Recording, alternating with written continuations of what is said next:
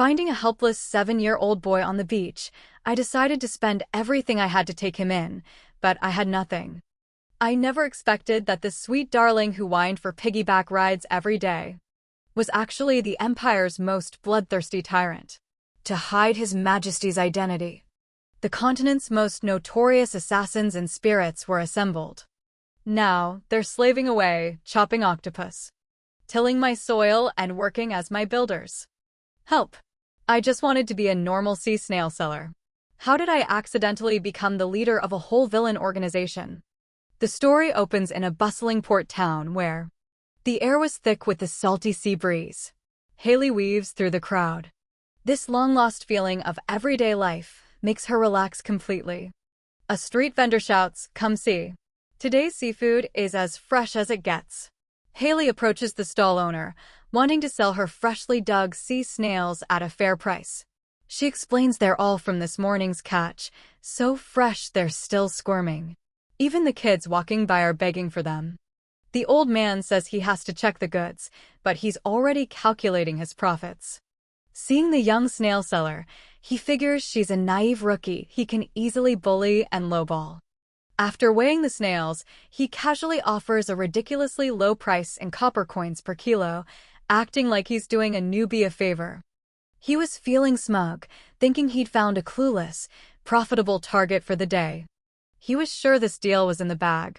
He never expected Haley to slam her hand down on the wooden crate, exposing his lie on the spot.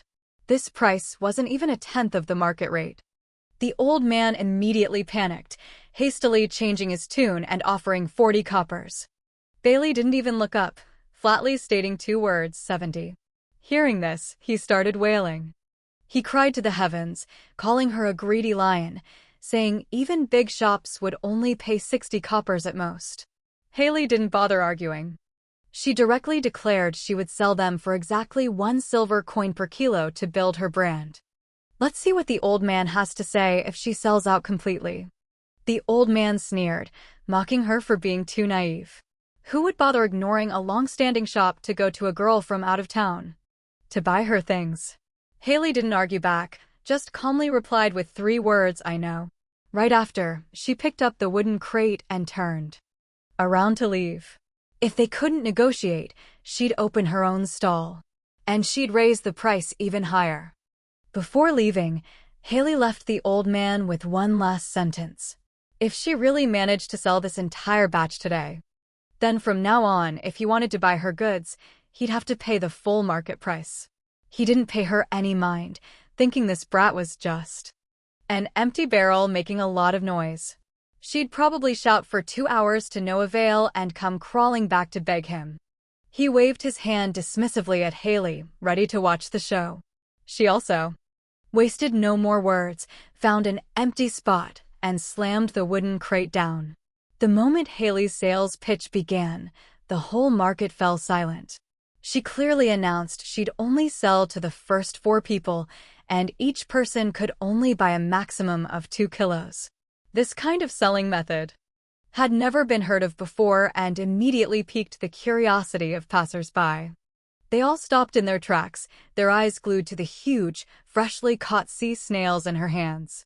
She boasted about the freshness of the seafood, constantly emphasizing this once-in-a-lifetime opportunity. Miss it now, and it's gone forever. This limited quantity sales tactic really knew how to play on people's psychology. The people who were just watching were now getting restless. The crowd started to get rowdy. Everyone wanted to be one of the lucky 4. How could money not just flow into her pockets like this? Who would have thought a full crate of seafood would sell out completely? Indeed, Haley carried a heavy bag of money and slammed it down right in front of the old man. This time, it was his turn to be dumbfounded. She smiled and reminded him, "Don't go back on our earlier agreement. From now on, if you buy my goods, we'll use the market price." The old man stared at the pile of silver for a long time, still in shock. You live long enough, you see strange things. A little girl from another country actually managed to close this deal. He helplessly raised his hands in surrender, admitting his total defeat and biting the bullet. He signed the agreement, watching Haley's back as she walked away. The old man couldn't help but sigh. This girl was no ordinary person. Even now, he didn't understand when such a formidable character appeared in this small town. Actually, it was understandable that he didn't know her, because she wasn't from this world. To be precise, she had been transported into a romance novel. By her count, she had only been here for a scant 2 days. But that didn't stop her from showing off her skills. With the script in hand, she couldn't let the original characters do whatever they wanted with the plot. When she first arrived, her starting situation was truly pathetic. She opened her eyes to find herself lying in a dilapidated wooden shack, surrounded by dust and cobwebs. There wasn't even anyone to talk to. The height of absurdity was when she looked down at her reflection in a broken mirror. It wasn't her old face at all. This face was strangely beautiful. She rummaged through every corner of the house for a long time, but found no clues about this body's identity, leaving her completely in the dark. But luckily, heaven never seals all exits. Among the messy papers, she managed to find a few traces. If she couldn't go back, she at least had to figure out who she was. Unfolding an old newspaper, she finally confirmed her current situation. It turned out she hadn't just been transported, but had fallen right into a novel she had read. The Emperor named Broden. In the newspaper was the unlucky male lead of the story. According to the original plot, the female lead Valoa would help him break his curse, and then one thing would lead to another, and she would force him to marry her. It was supposed to be a romantic healing story, but to her, the original plot didn't matter at all. The biggest problem right now was, while she was still dazed, a voice suddenly sounded from behind her. She was worried about not knowing who she was, but the neighbor's call finally let her know this body was named Haley. But before she could be happy for long, it became clear that in this world, she wasn't just dirt poor, but also an illegal resident without any identification papers. No wonder the neighbor's eyes were full of pity. This starting point was truly survival mode on the hardest difficulty. What's more, in her past life, she worked herself to death in a seafood factory, working like a machine every day. Yet, even after being transported to another world, she couldn't escape this life of hardship. It seemed that no matter where you are, laborers without money or status live a difficult life. Her past life was a joke. 3 days of slaving away at the factory, and after work, she'd have to wade through mud to catch seafood for money, just to pay off her father's debts. The gambler finally collapsed from overwork right at his job. She thought being transported would change her life. Who would have thought that in this life she'd still be penniless, and even have to pay off someone else's debt for the second time? These two fates were really messing with her. "Haley, are you okay?" The neighbor's voice pulled her back to reality. She quickly forced a smile to brush it off, saying she was just lost in thought. The neighbor saw her pale face and thought she was sick, but she didn't stay long as she had to hurry home to cook for her daughter. Watching the woman's back as she left, a chill ran down her spine. If she couldn't pay off this debt, she was afraid she'd repeat the mistakes of her past life. After seeing off her enthusiastic neighbor, the smile on her face slowly faded. To be honest, this second life didn't seem to be any easier. No, she had to think positively.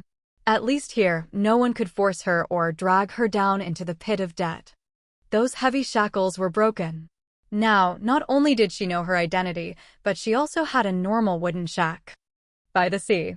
This start was actually quite favorable. The house was a bit run down, but it was quiet. She planned to go catch some seafood to earn some capital, then plant a small garden behind the house and slowly fix up this shabby shack. She wanted to cook delicious meals with her own hands and live a passionate life. In this life, she was determined to live for herself and take complete control of her own destiny. "Let go of me."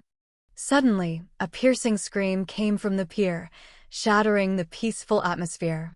She squinted to get a better look.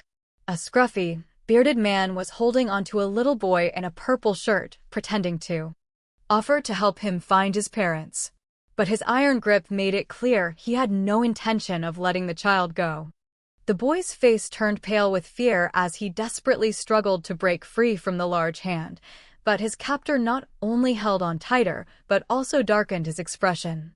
He began to threaten the boy, telling him to watch his mouth. This scene was all too familiar. What help finding family? This was clearly a kidnapping in broad daylight. That man was 100% a human trafficker. She stood not far away, completely frozen. So busy planning her bright future, she had completely forgotten that in this chaotic place, danger was ever present. She remembered now. This was where the original story took place. The serial kidnappings targeting lost children was the starting point of the entire story. According to the original work, Emperor Broden would intervene here and meet Valoa for the first time, kicking off a hero rescues damsel tale. But she couldn't wait until then. At this rate, the child would be taken away. A piece of information flashed through her mind. This kidnapping ring was extremely cunning. They only dared to target children who looked like orphans, meaning that if a child had a family member nearby, they wouldn't dare make a move. Without a second thought, she dropped the water bucket in her hand and sprinted towards them. Since no hero was showing up, I guess I'll have to play the role of the family member. So there you are.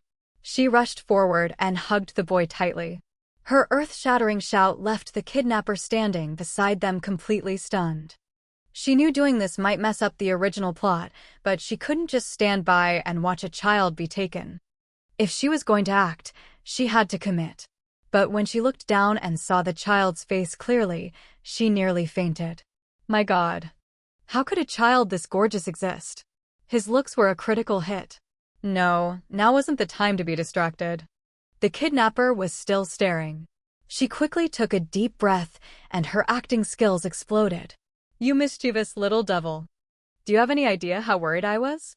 How dare you run off alone? Just wait until we get home and see how I deal with you. She scolded him loudly, while also checking his knees with concern.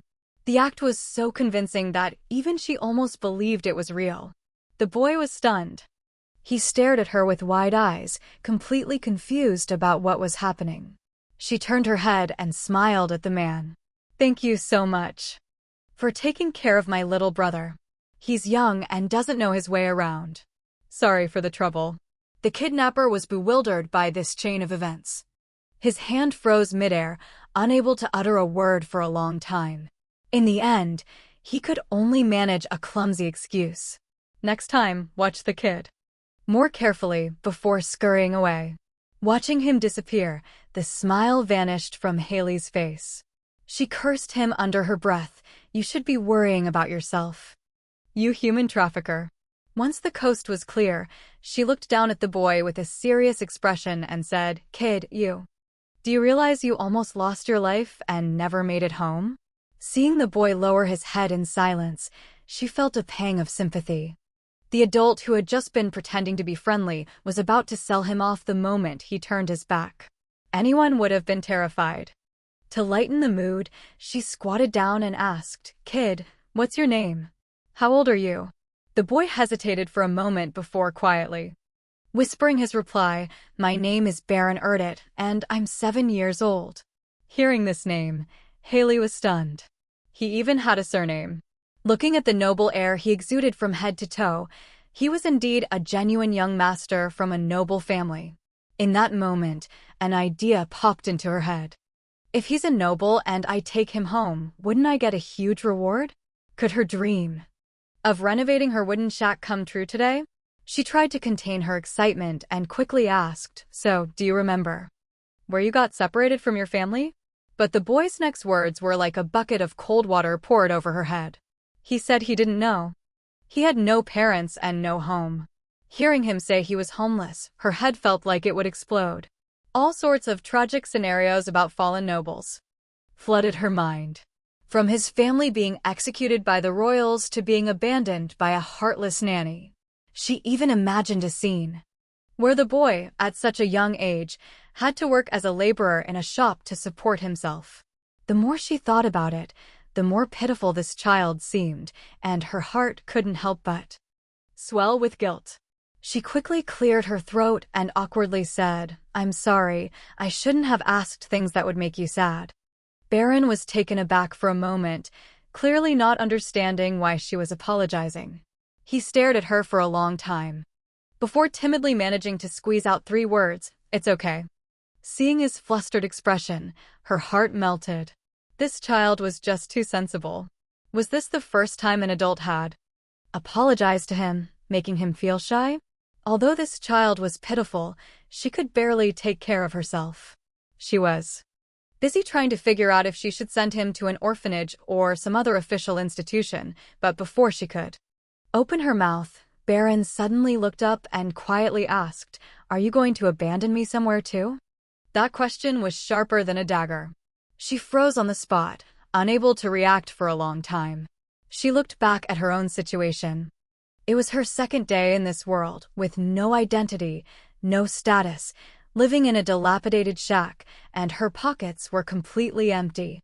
And now she had an orphaned young noble to take care of as well. After asking for directions, Haley intended to quickly send this little trouble away.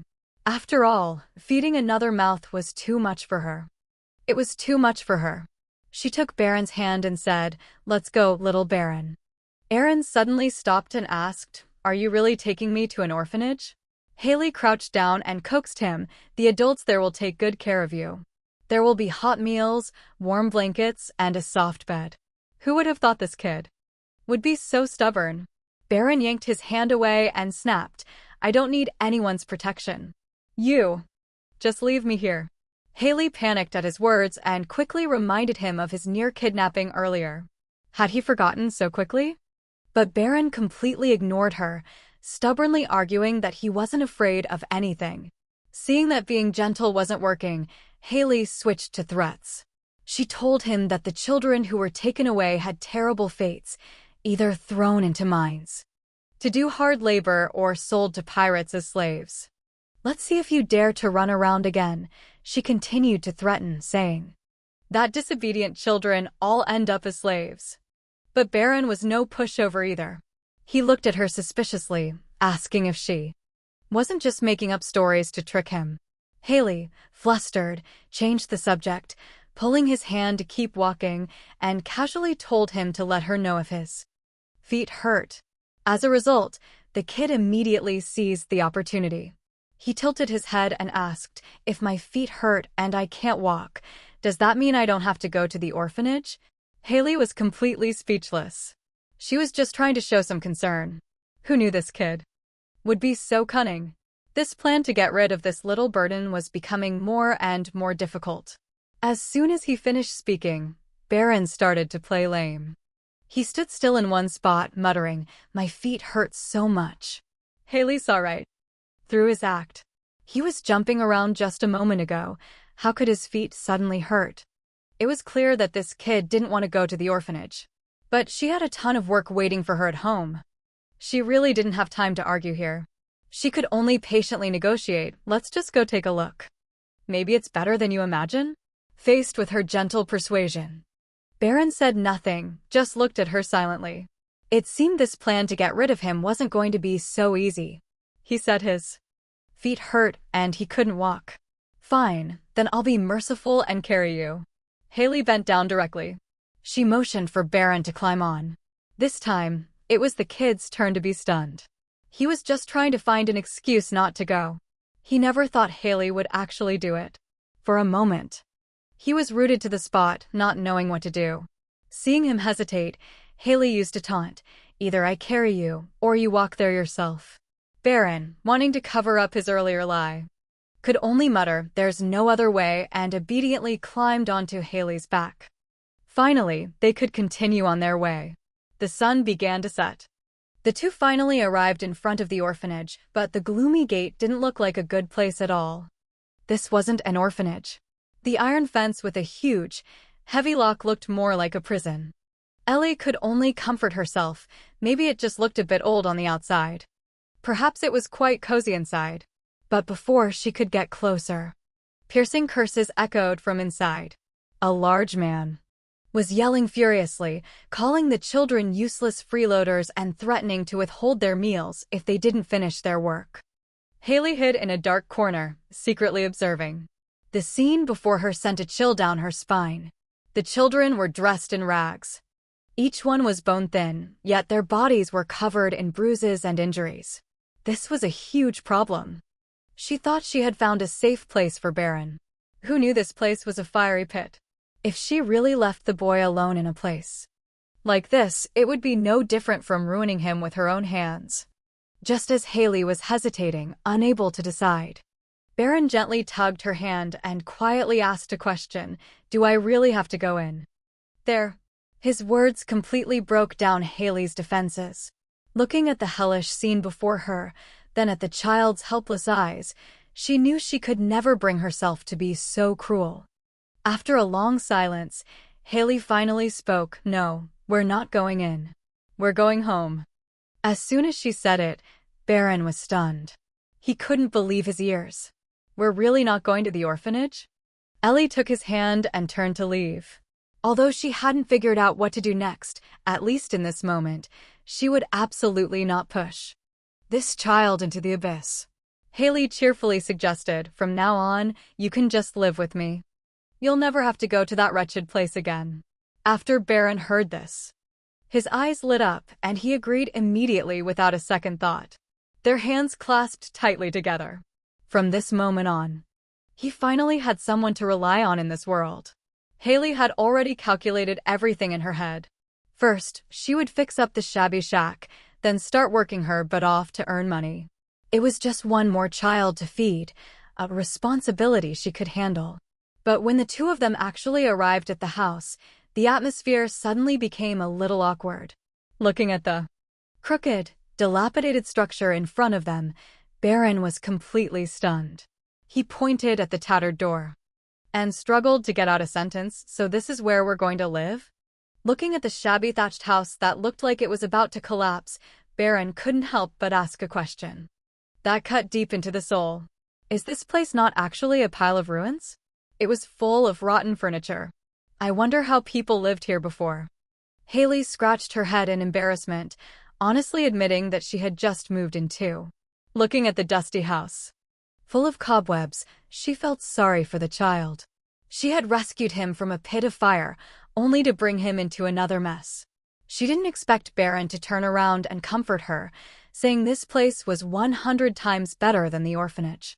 This child was just too understanding.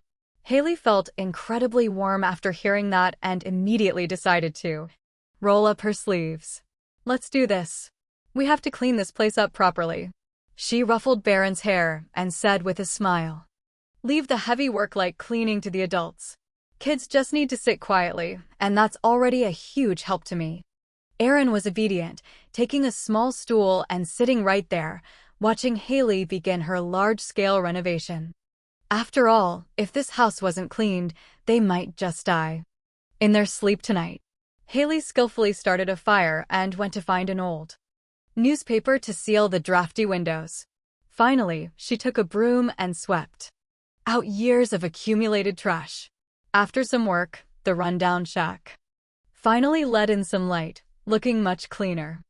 Although it was still far from a real home, seeing this small achievement made Haley feel a bit more at ease. As long as she was willing to work hard, life would gradually get better. After toiling for half a day, Haley was about to ask the boy if he was hungry when she turned around and saw Baron reaching for the stack of bowls on the table.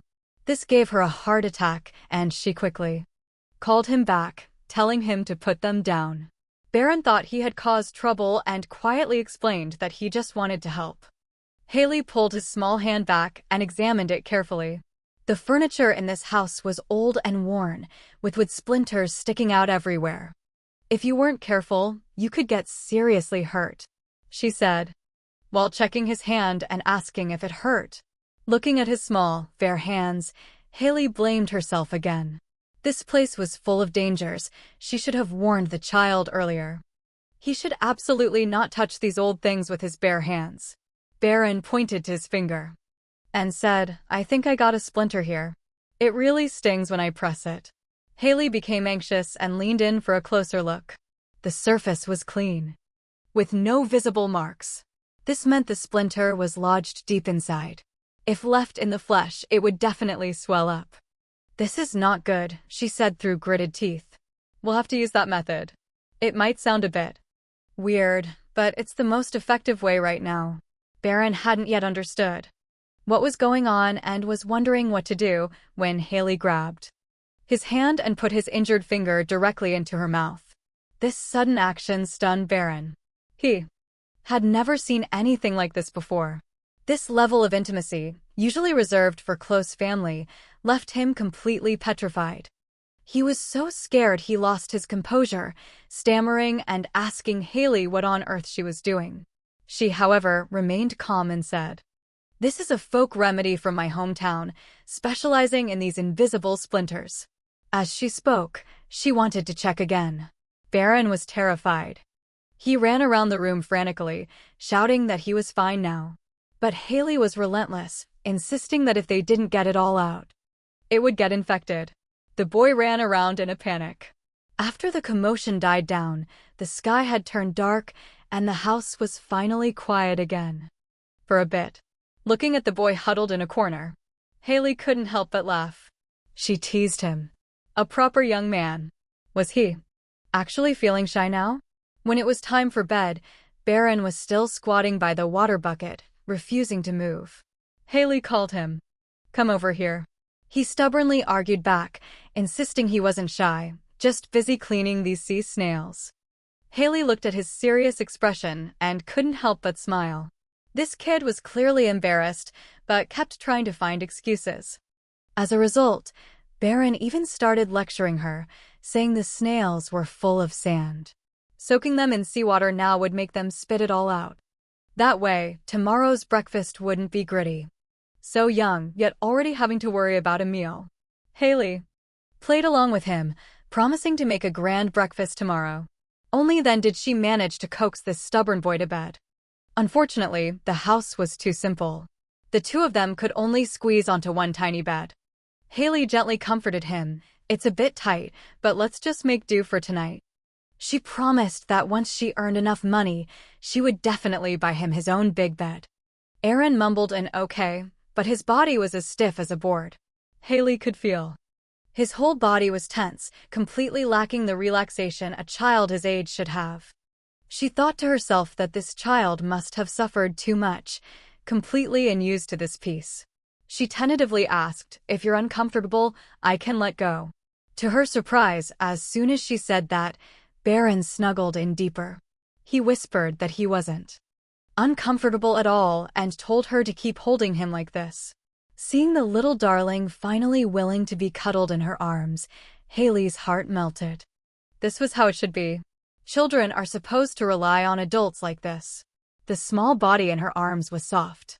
She felt like she was hugging a well-behaved kitten, feeling incredibly at ease. Looking at Baron's sleeping face, she couldn't help but shudder in fear.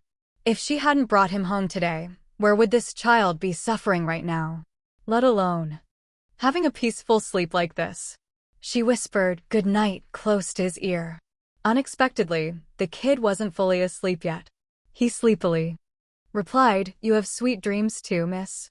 Hearing his steady breathing beside her, Haley was finally completely at ease.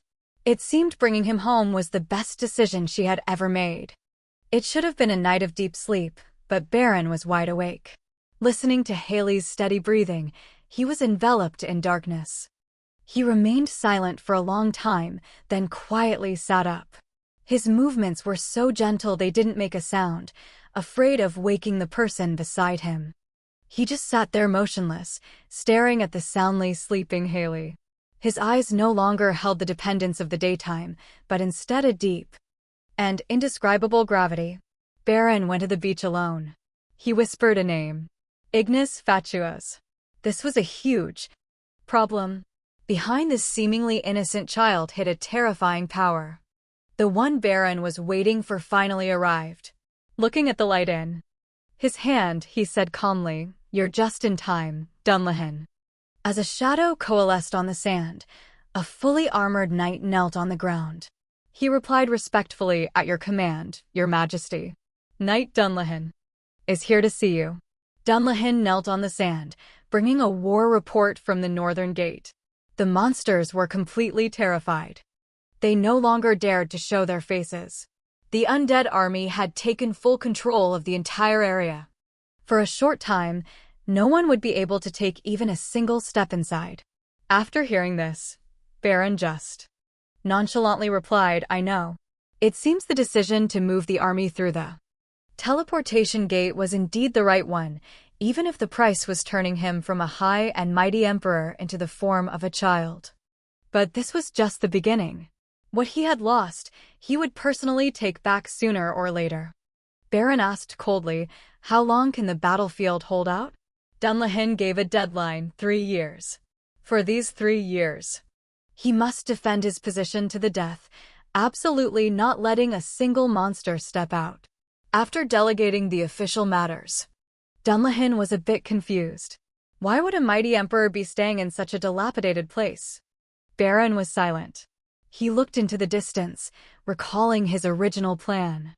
Originally, he only intended to use this child's body to investigate the tricky serial kidnapping case.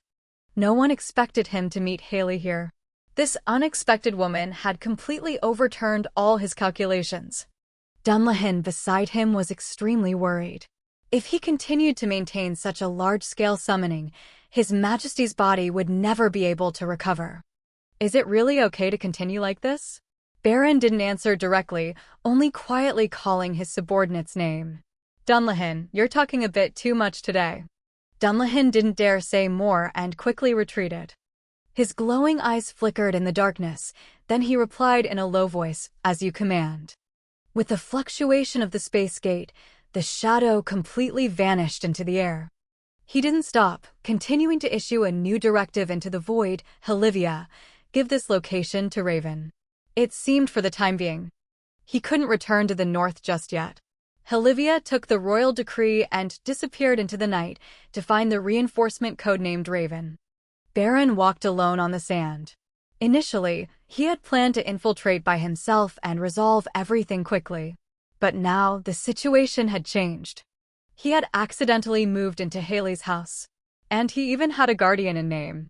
In that case, he decided to switch to a more interesting playstyle. For now, he would hide his identity, quietly staying in this wooden shack and waiting for the right opportunity. After all, a top-tier hunter often appears in the guise of prey. Looking at Haley still sleeping soundly, Baron made a silent promise. The day he reclaims his throne, he will surely grant this commoner girl a lifetime of inexhaustible wealth and glory. Just then, Haley sleepily opened her eyes. Seeing the small figure by the edge of the bed, she subconsciously called out his fake name. Baron immediately shed his solemn expression, putting on his signature obedient smile, and said softly, "Good morning." Haley grabbed her basket, ready to head out. She told Baron to be good and stay at home. "Don't go anywhere." Baron clearly didn't want to be alone. He whispered, "Can I go with you?" Haley smiled and refused. After all, the wound on his hand hadn't healed yet. If it got wet with seawater, it would sting badly. She apologized and patted Baron's head, coaxing him. "I'm just going to the sea to get a few things. I'll definitely be back before sunset." Baron stood at the door, watching Haley's back disappear. Having heard her instructions, he had no choice but to obediently stay and watch over the dilapidated house.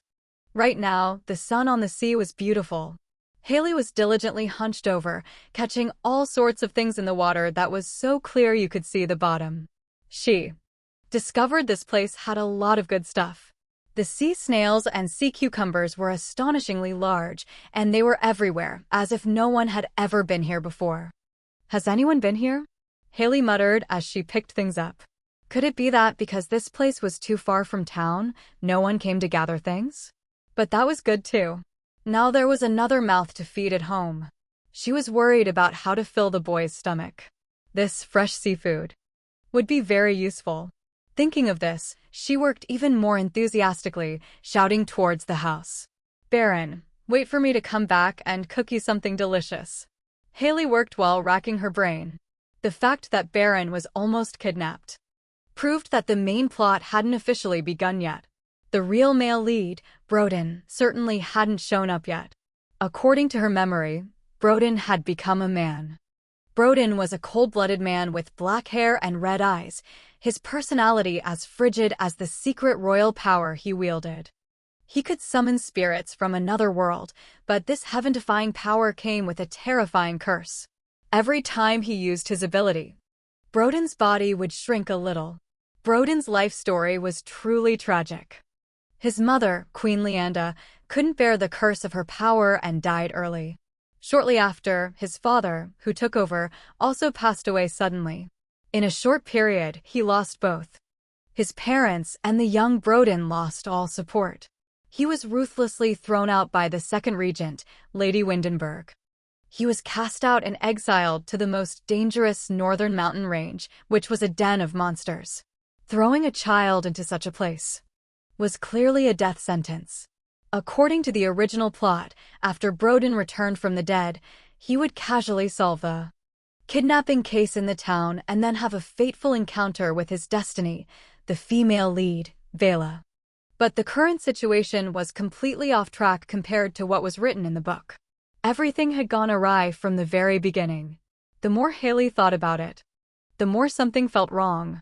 Could it be that this kid, Baron, was like her, just a side character not mentioned in the book? Broden's curse would make him shrink, but his eye color couldn't change. Besides, Baron looked soft and adorable. A world of difference from that cold male lead. Looking at Baron's delicate face, she thought smugly, this child will definitely grow up to be a nation-toppling beauty. Lost in thought, she looked down and saw the wooden bucket was already full, only then realizing with a start. Oh no. While she was lost in thought, the sun was about to set. If she didn't hurry back, the little ancestor at home would be worried. Sick. Haley carried the heavy bucket and hurried across the sand. She had clearly promised to be back before sunset. At this rate, she'd definitely be late. She should have started a fire on the beach before she left. Just then, Haley stopped. A blinding flash of light from afar immediately caught her attention. The white light flickered intensely, especially jarring in the dim twilight. Her heart skipped a beat. That direction was clearly where her house was. Could something have happened at home? Haley ran for her life back home. But strangely, the white light that was just flickering on the roof had now vanished without a trace. Before she could figure out what was going on, Baron was standing at the door, his face serious, ready to question her. Why are you back so late? Didn't you promise to be back before sunset? Knowing she was in the wrong, Haley could only laugh and apologize. While ushering the little ancestor inside, afraid he'd catch a cold standing outside. To her surprise, once inside, she suddenly changed the subject. Did you see anything strange outside just now? Haley quickly described the white flash of light. As a result, after hearing her, Baron appeared unusually calm. Oh, you mean that? Baron casually explained. It was a glowing firefly. She had never heard that name before. Baron continued to educate her, saying this type of insect was extremely rare. The light it emitted was as big as a fist. It used to appear frequently in his garden, always flashing once, and then disappearing. Seeing Haley's bewildered expression, Baron dropped another bombshell. This type of firefly was very intelligent. If you were skilled enough, you could even tame them. Haley couldn't believe her ears. Baron, don't say. He spoke even louder, directly asking her, if you want one, I can help you catch one. The kid continued to dangle the bait, saying it wasn't just for lighting. This type of firefly was also an excellent helper for catching fish at sea. If Haley wanted one, he could always catch one. This time, Haley was truly tempted. She was worried about not having a light to go out to sea. The conditions at home were too poor. She couldn't afford a decent lamp. If she could really get this treasure, her life would truly improve. At this moment, in Baron's mind, the plan was set. He knew he still had to rely on this commoner woman for the next few days, so giving her a small gift was the right thing to do. Seeing Haley's hesitant expression, Baron was secretly pleased. He bet that in less than 3 seconds, this woman would surely beg him to catch the light for her. But the head pat that followed immediately made Baron freeze. At his age, he had probably never been treated like a normal child and comforted like this before. Haley smiled and patted Baron's head, praising him for being a smart and sensible kid, and said she could handle this hard work herself. There was no need for a little kid to suffer along with her. Haley didn't think much of it and turned to go into the kitchen to prepare dinner. Before leaving, she didn't forget to remind Baron to be careful when washing his hands. If his wound hurt, he should just call out. Watching Haley's busy back, Baron stood frozen for a long time before coming to his senses. He couldn't understand. This woman could clearly see he could solve her problems, so why did she insist on shouldering everything herself? In Baron's memory, the powerful always cared only about their own interests, but this commoner woman before him was completely different.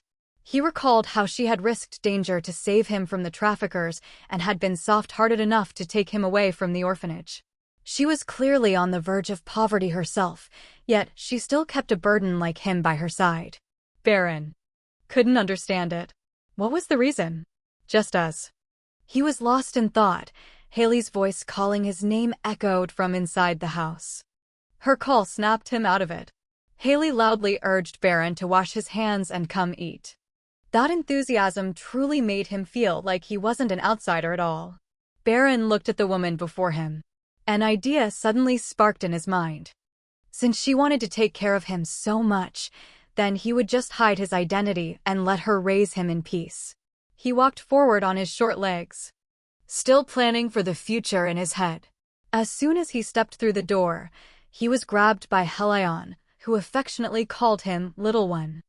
Although Baron verbally protested, telling her not to use that childish nickname for him.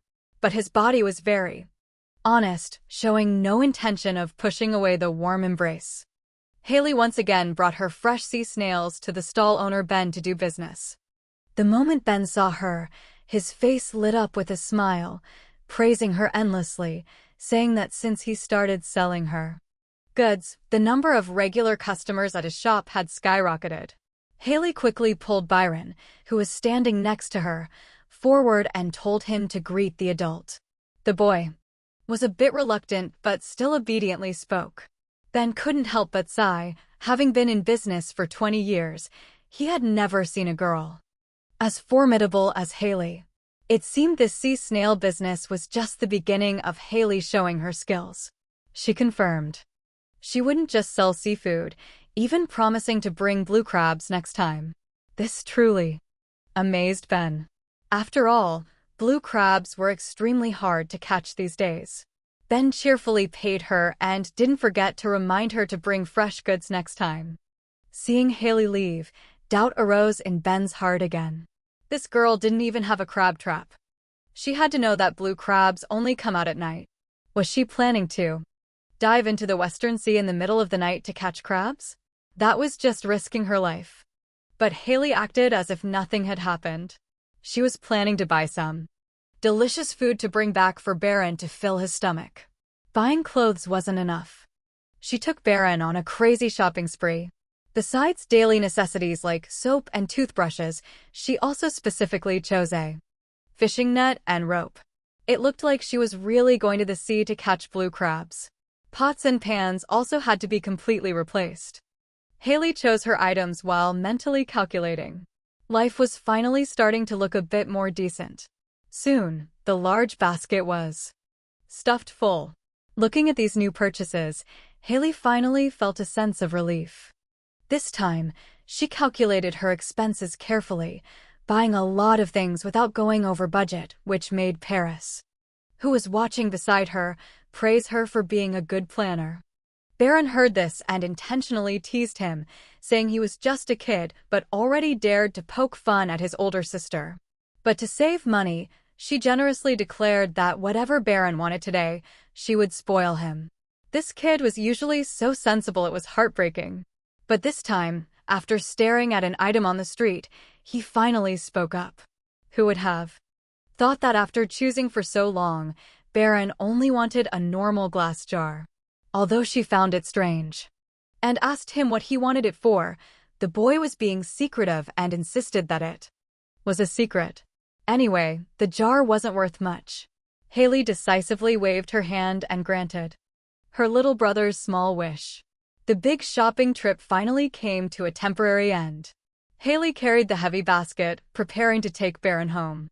Seeing his sister struggling with the heavy load, Baron, walking beside her, was worried sick, but she patted her chest, promising that as long as the family's life improved, this little bit of weight was nothing.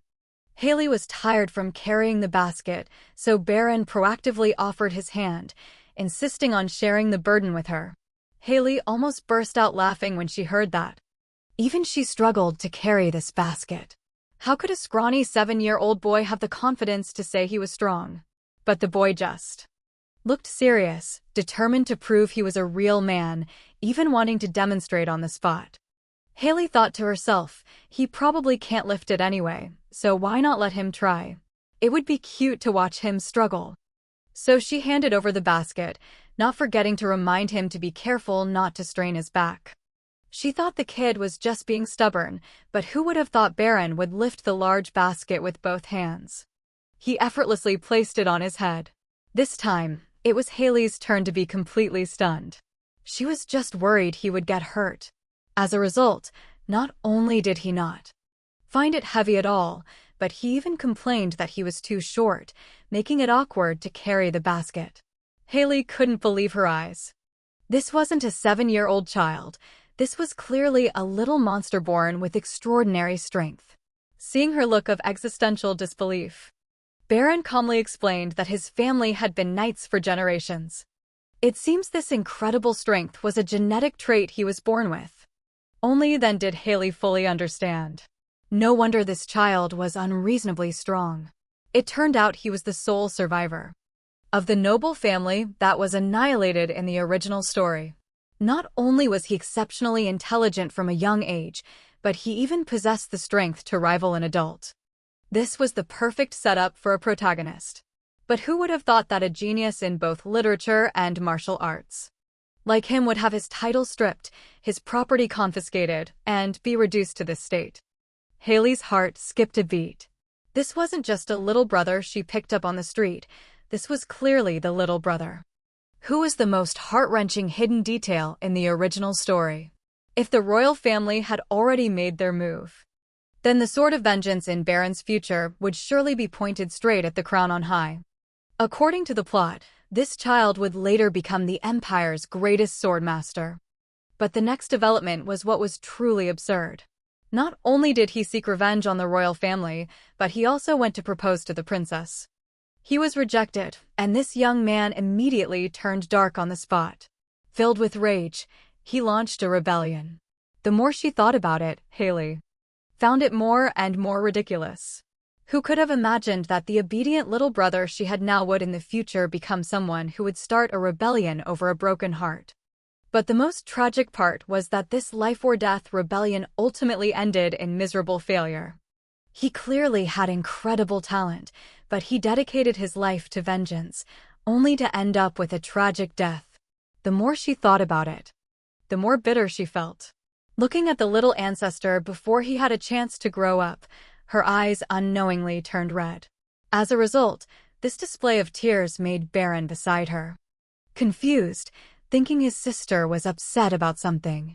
Haley quickly wiped her tears and made up a terrible excuse, saying she was moved by her brother's strength. This awkward acting probably didn't even convince herself. She could only quickly take the boy home to eat.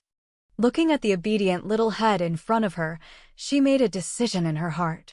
Since she knew the future tragedy, she absolutely could not let it happen. She would personally root out all the evil sprouts on him. It was just raising a person, she'd take this on.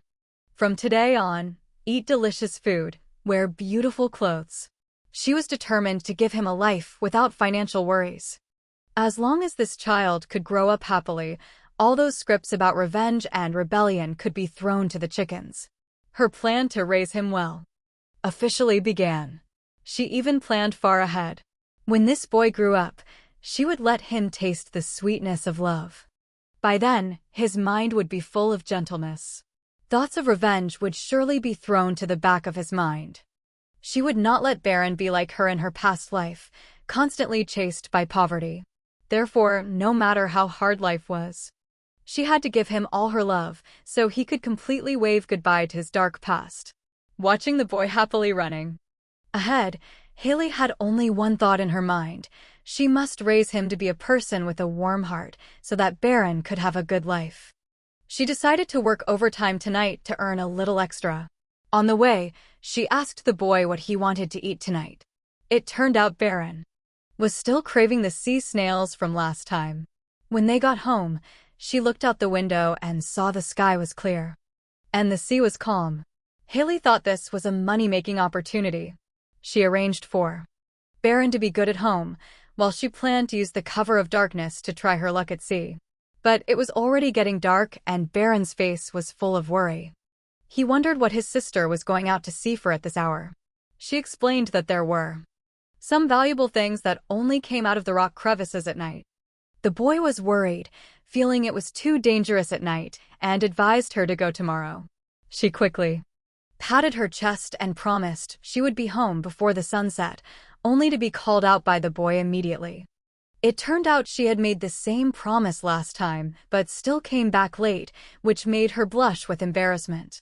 She could only laugh awkwardly and change the subject. While hurriedly rummaging for the fishing net she bought this afternoon, wanting to slip out the door quickly. Seeing her greed for money, Baron could only sigh helplessly, not forgetting to remind her to be careful. Ellie ran towards the beach, shouting back that she would be back soon. But the moment her back disappeared, the atmosphere around the soft and cute little brother completely changed. He stood silently by the shore, listening to the waves crashing on the sand, with not a trace of childishness left in him. Just then, a respectful voice suddenly came from the darkness, calling him Your Majesty. With a strange sound, a figure slowly emerged from the shadows. It was Raven, who had been missing for a long time. Raven reported his identity in a low voice, saying that as soon as he received the news, he rushed here immediately. Looking at the deserted beach before him, he really didn't understand why a majestic emperor of the empire would appear in this godforsaken place. Baron just replied calmly, saying he was here waiting for someone. Hearing this, Raven couldn't believe his ears. On this dilapidated beach, next to that drafty wooden shack, the once arrogant Broden now was going to such lengths just to wait for someone. He finally couldn't hold back and cautiously asked who on earth could make His Majesty wait personally. Baron didn't turn his head, replying that he was waiting for his roommate, a very important person. Raven was confused. Before he could process the information, he dropped another bombshell. He said he just got married yesterday and was now living with his older sister. He even had a smug smile on his face. As soon as these words were spoken, Raven felt his entire worldview collapse. The high and mighty emperor was actually playing house with someone. He stood in the sea breeze for a long time without saying a word. What was this about an older sister and living together? Raven seriously doubted his hearing. The supreme ruler of the empire was actually adopted by an unknown commoner. Baron calmly admitted, "That's right, I'm currently acting." Raven's head felt like it was about to explode. Where on earth was this woman named Haley? He pointed towards the distant sea. She went into the sea to dig for snails. This time, Raven couldn't sit still anymore. Going out to sea late at night, what on earth was this woman thinking? Looking at the pitch-black sea, he felt a shiver of fear. Going into the sea at midnight, wasn't that just becoming a snack for the nasty things down there? Meanwhile, Haley was submerged in the cold seawater, surrounded by darkness so thick she couldn't see her own hand. She should have brought a torch with her. She planned to try her luck in the coral reef crevices. If she couldn't find anything, she would have to go home empty-handed tonight. But she was completely unaware that on the water's surface behind her, a strange series of bubbles was silently rising. Danger was just a breath away. Haley was waiting in the water when she suddenly tripped over something. Looking down, she saw that her feet were surrounded by huge sea snails. She picked them up excitedly, wondering why no one ever came to such a good seafood spot. But she had no idea that the black shadow behind her was growing taller and taller. It wasn't a sea snail at all, but a very dangerous ocean slime. From a distance, Byron saw this scene without any hint of worry, instead calmly saying it was fine. This time it was Raven's turn to be confused. This was a man-eating monster, and His Majesty said it was fine. He suddenly asked a strange question: what is the ocean slime's weakness? Raven paused for a moment, then answered in a low voice. The weakness of that monster is actually... At the same time, Haley was suspiciously staring at the water's surface. What on earth was that giant black shadow? She hadn't realized that her real lucky charm was right in the basket she was carrying on her back. The humble glass jar was at this moment emitting a blinding light. The moment the black shadow lunged from inside the basket on Haley's chest, a blindingly bright light suddenly erupted. What's with this light? Haley was completely stunned. The originally aggressive ocean slime seemed to have encountered something terrifying when it touched the light. It didn't even dare to struggle, immediately turning and diving deep into the seabed. She lifted the glowing jar and finally realized. It turned out this was the phosphorescent firefly Baron had mentioned. No wonder. The boy insisted on buying a glass jar earlier. This kid was so thoughtful. With this light shining, the originally pitch-black seabed was now clearly visible. Small fish and crabs were scurrying everywhere. Haley was overjoyed. The fear from before was thrown to the back of her mind.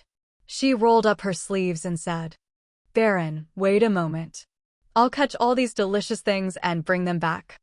Standing on the shore, Raven pushed up his glasses. These ocean slimes are most afraid of strong light. In essence, they are a swarm of giant leeches. If a normal person gets caught by them, they can't even move a finger. They can only watch helplessly as they're drained of blood. Raven suddenly realized. To protect Haley, Baron had even sent out a high-level spirit. This was no joke. A spirit of this level, plus the immortal legion that Baron had summoned before, the price to pay was that it would take him much longer to restore his original body. But Baron just looked coldly into the distance, his tone unwavering. He said that as long as he could save her, this small price was enough. He didn't care at all. With Baron's muttered incantation, the entire ground began to shake violently, as if a creature giant was about to break through the earth. At first, it was just a small, insignificant sprout. But the next second, a giant rock mountain had risen majestically. Who would have thought that after all the effort to summon a stone giant, it would end up being used as a construction worker by Baron? He used his authority as a monarch to order the stone giant to reinforce the foundation, clear the debris, and even demanded it to make repairs bit by bit. Absolutely no flaws were to be seen. Watching the stone giant dejectedly shrink its body to work, Raven stood by, completely speechless. A high-level earth spirit like this was being used to fix a dilapidated house. But it didn't stop there. Baron casually flicked his finger and softly called out the next name. Salamander. Along with a flash of red light, the legendary fire spirit Salamander was summoned by Baron just like that. He thought there would be some grand, earth-shattering event. As a result, Baron just patted its head and casually told it to go light the firewood over there and the fireplace in the house. Seeing the high-level spirit obediently flying off to act as a lighter, Dewey's eyes were about to pop out of his head. This was a power that could incinerate an entire city. Yet it was being ordered to do these trivial tasks. But Baron didn't care about any of that. He turned his head, his tone chillingly calm. He informed Raven of his intention to temporarily stay in this rundown shack. He told him to go back to the palace, find an excuse, and while he was at it, create a fake identity for him. Just as Raven was about to leave, Baron suddenly crooked his finger, motioning for him to come closer. No one knew what he whispered to Raven, only that his expression immediately became extremely respectful. He even bowed his head and replied in a low voice, "I will obey your will." No one knew what he had done. Before the surrounding atmosphere could settle, Raven's figure turned into a wisp of black smoke and completely vanished into the night. Standing in the empty, quiet space, Baron stood alone under the moonlight, knowing clearly that with everything arranged, the plan would surely proceed without a hitch. In reality, Baron didn't have any grand schemes. The reason he stayed to help this woman was simply because he felt he owed her a debt of gratitude. Just as he was thinking, Haley, carrying a basket full of seafood, excitedly ran over, riding the waves. She waved and called Baron's name, as happy as a child. She said that thanks to Baron's firefly, she could catch so many expensive large crabs and snails even in the middle of the night. Haley leaned in close to him, chattering nonstop, calling Baron her lucky charm. Looking at the woman, who was jumping for joy over a small harvest. Baron didn't reply, just quietly looked at her. Perhaps even he didn't realize that this simple joy was slowly filling his heart. Thunder and lightning flashed across the night sky. The entire palace was shrouded in a heavy and oppressive atmosphere. Just then, a servant hurried through the corridor, clutching a letter tightly in his hand. He reported in a low voice to the woman in the room that His Highness had sent a letter from the Kingdom of Ket. Hearing the words Kingdom of Ket, a hint of surprise appeared in the woman's voice. She slowly took the letter, which was sealed with wax. Her voice was cold and emotionless. I know. She dismissed the servant. The regent herself stood alone by the window, lost in thought as she looked at the letter in her hand. In this vast empire, Broderick was the only one with royal blood and the legitimate heir to the throne. The time until he came of age was only 2 years away. All this time, she had been using her status as regent to rule, maintaining a superficial peace. But deep down, she knew very well. Once that day came, Brodin would officially ascend the throne according to the empire's laws. At that time, the current power structure would likely be completely overturned. With the crisp snap of a fan, the regent, Anna finally revealed her true face. Although Brodin was the sole heir, she had never intended to obediently hand over power. In her eyes, the laws of the empire had no rule stating that only those with supernatural abilities were qualified to sit on that throne. Today, Haley really went all out, specifically taking Baron out for a delicious meal, and she was incredibly hospitable. Haley smiled and said, "Eat as much as you want. I earned a lot yesterday. I'll take you for a walk around town later." This little guy outwardly sneered, saying she was exaggerating, but inside he was worried if this meal would burn through all her savings. Seeing that he was still young, Haley intended to help him cut his meat. But Baron flatly refused. He insisted on doing it himself. After all, his proud royal identity couldn't be abandoned here. Watching Baron gracefully cut his meat, Haley couldn't help but sigh. This kid, though young, exuded a noble aura with every move. Baron ate with great gusto and even took the initiative to praise that this was the most filling meal he had had in a long time. Haley smiled and shook her head, saying it was all thanks to him. If he hadn't caught the firefly earlier, she wouldn't have been able to work and earn money at night. Seeing her genuine smile, "Thank you," Baron appeared nonchalant, waving his hand and telling her not to mention it again. This old man in a kid's body act was quite amusing. But looking at him, Haley felt a bit guilty. She had promised to take care of this child, but she ended up constantly receiving favors from him. As a guardian, she felt she had to do something for this child's future. An idea suddenly flashed in her mind. Haley tentatively asked Baron, "Since you were a noble before, you must have identification papers, right? You must still have them, right?" Baron was confused and could only nod blankly. What came next was truly a facepalm moment. She suggested using Baron's name to open a separate bank account. Baron was stunned before he could understand what was happening. Haley had already started painting a picture of the future. She said that since Baron had helped, he should get a share of the money earned. Every little bit would add up, and later she could send him to the best academy in the capital. There, he would not only learn many things but also make many friends. Haley grew more and more excited as she spoke, as if she could already see Baron's successful future. Poor Baron was completely petrified. A dignified emperor being arranged to go to school. Baron was currently speechless. He just wanted to live a low-key life. But Haley's expectations were growing larger and larger. She was even planning his career path. She wanted him to become a knight.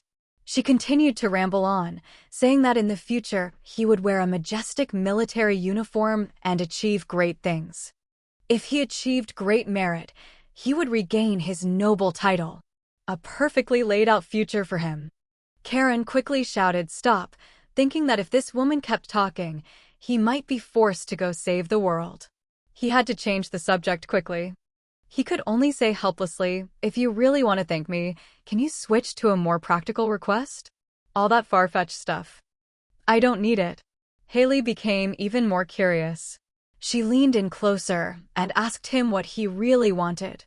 Seeing his hesitant expression, it seemed his next request would shock everyone. Haley's train of thought was also unparalleled. She stared at Baron for a long time and then suddenly said, "Do you want me to carry you on my back?" Baron immediately collapsed on the spot. How could a real man like him want to be treated like a child? But before he could open his mouth to refuse, Haley had already jumped to her own conclusions. She thought Baron must be too embarrassed to say it directly.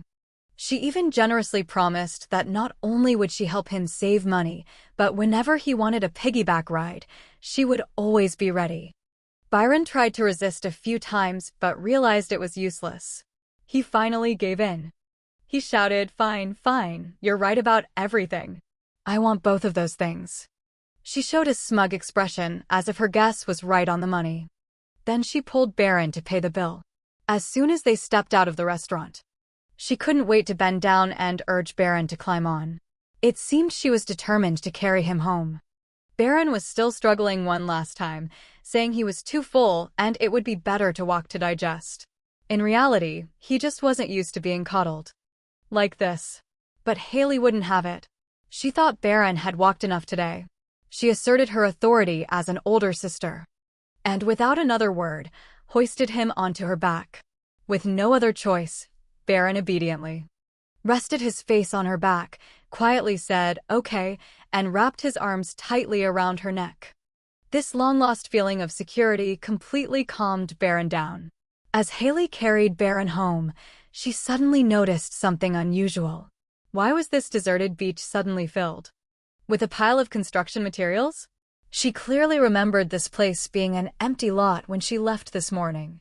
But in just half a day, scaffolding and trucks were already parked and ready. This speed was like magic. Baron, lying on her back, calmly glanced over and commented, "Looking at the scale, it seems they want to build a mansion." Haley looked at the high-end materials, then turned to look at her own shaky, collapsing wooden shack. In that moment, her heart felt like it was breaking. This contrast was like rubbing salt in the wound, a real-life version of the vast gap between rich and poor. Haley sighed at the other party's wealth, while also feeling that something was fishy about this. Who on earth would be crazy enough to go to all this trouble to build a house in this remote place? Could it be that something big was about to happen here? She shook her head, thinking it didn't matter who was building. She'd find out when it was done. Right now, the most important thing was to get Baron inside to rest. But just as she was about to push the door open, she caught a glimpse of a dark figure standing by the window, lurking and peeking inside. Haley's heart skipped a beat. Who would visit this desolate place? Could it be a thief, or did the people who tried to kidnap Baron before come back? Thinking of this, she instinctively paused. Baron was on her back. She absolutely couldn't let this child be in danger. Just as she was debating what to do, whether she should turn and run, the dark figure suddenly turned around. He pushed up his glasses, his tone as calm as if he were in his own garden. He softly said, "So someone does live here." Raven was naturally very polite, initiating the conversation and asking if Haley was the owner of the house. But before she could answer, his gaze landed on her back. This was no joke. Raven froze on the spot because he realized the person Haley was carrying on her back like a child was none other than the Emperor. Your Majesty. How did His Majesty end up like this? The atmosphere instantly froze. Baron was so embarrassed he wished he could find a hole to crawl into. He quickly patted Haley's shoulder and told her to put him down. Haley, still not understanding the situation, was wary. She stared at Raven, asking who he was and why he was at her door. Raven finally snapped out of it and quickly bowed, his head in apology to hide his embarrassment. His acting skills were top-notch. He explained with an innocent face that no one had told him when he bought the land. That someone lived here. He thought this rundown shack had long been abandoned. Haley stared at the man in front of her, still feeling that something was not right. Just look at his aura. How could he look like a normal land buyer? Was he really after Baron? Before she could think it through, Raven gracefully bowed. He smiled and introduced himself as Jae-woon. From now on, he would be her new next-door neighbor. He hoped they would get along well. Haley stood there stunned. This appearance, plus this deep and unfathomable aura, wasn't it? Exactly like the description in the novel? He wasn't some ordinary neighbor at all. He was the male lead's most capable assistant, Raven Ano. This matched perfectly. What she had worried about most had finally happened. The plot had come knocking on her door. Haley went straight to the point, asking directly if he was the infamous Raven Arnold. To her surprise, this guy was quite the actor, putting on an innocent face and saying he was just a merchant who happened to share the same name as that great figure. This deception almost fooled her, but she clearly didn't want to get involved in this topic. Haley changed her tone, pointing at the construction site in front of them, and asked if he was planning to build a huge mansion here. At first, Raven wanted to show off a bit about building a big house. But a cold voice from behind cut in, "This place doesn't even look as big as our rundown shack." Raven was immediately flustered and quickly tried to cover it up by saying it was actually just a small villa. The pile of materials next to it didn't look like it was for a small house. Haley pointed at it. He could only grit his teeth and lie further, saying he had accidentally bought too much. Baron immediately jumped in, asking what he planned to do with the leftover materials. Raven was still putting on an act, saying he was worried about what to do with the surplus. Just as Baron was about to snatch up the materials, Haley quickly stopped him, scolding him. This kid was talking without any sense of propriety, calling Jae-woon by his name directly. Haley was horrified and quickly apologized profusely, winking at Baron and telling him to be polite to his elders. As a result, this little emperor was also stubborn, righteously saying, "Besides my parents, I've never used honorifics with anyone in my life." Only then did Haley remember that this boy was of noble birth. But seeing his fearless attitude, she couldn't help but worry. If she didn't correct this habit now, when he grew up, he might become a little tyrant who causes trouble everywhere. So Haley was determined to set some rules for the boy. She tried to persuade Baron that he should use honorifics when talking to adults in the future. Otherwise, the new neighbor would think he was uneducated. But the boy didn't fall for it, turning to ask Raven if he thought he was being disrespectful. And if he really had to be polite to him, as his sister said. Haley almost fainted from anger at the kid. She quickly apologized to Raven, afraid this powerful figure would fly into a rage on the spot. To her surprise, Raven showed extraordinary generosity. He waved his hand dismissively, saying he didn't mind at all, and even told Baron to speak however he liked in the future. This time, it was Haley's turn to be stunned. Was this man really siding with the child, or was he intentionally undermining her? Raven smiled brightly, saying that the boy speaking more casually actually made him smile. He felt like they were already good neighbors, which made him very happy.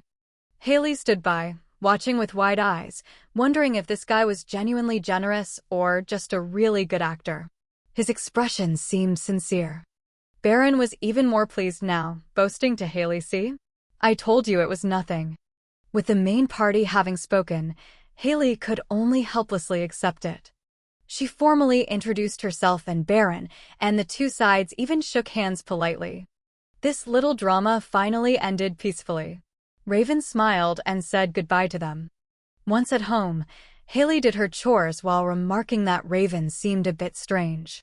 But his character was impeccable, a perfect neighbor.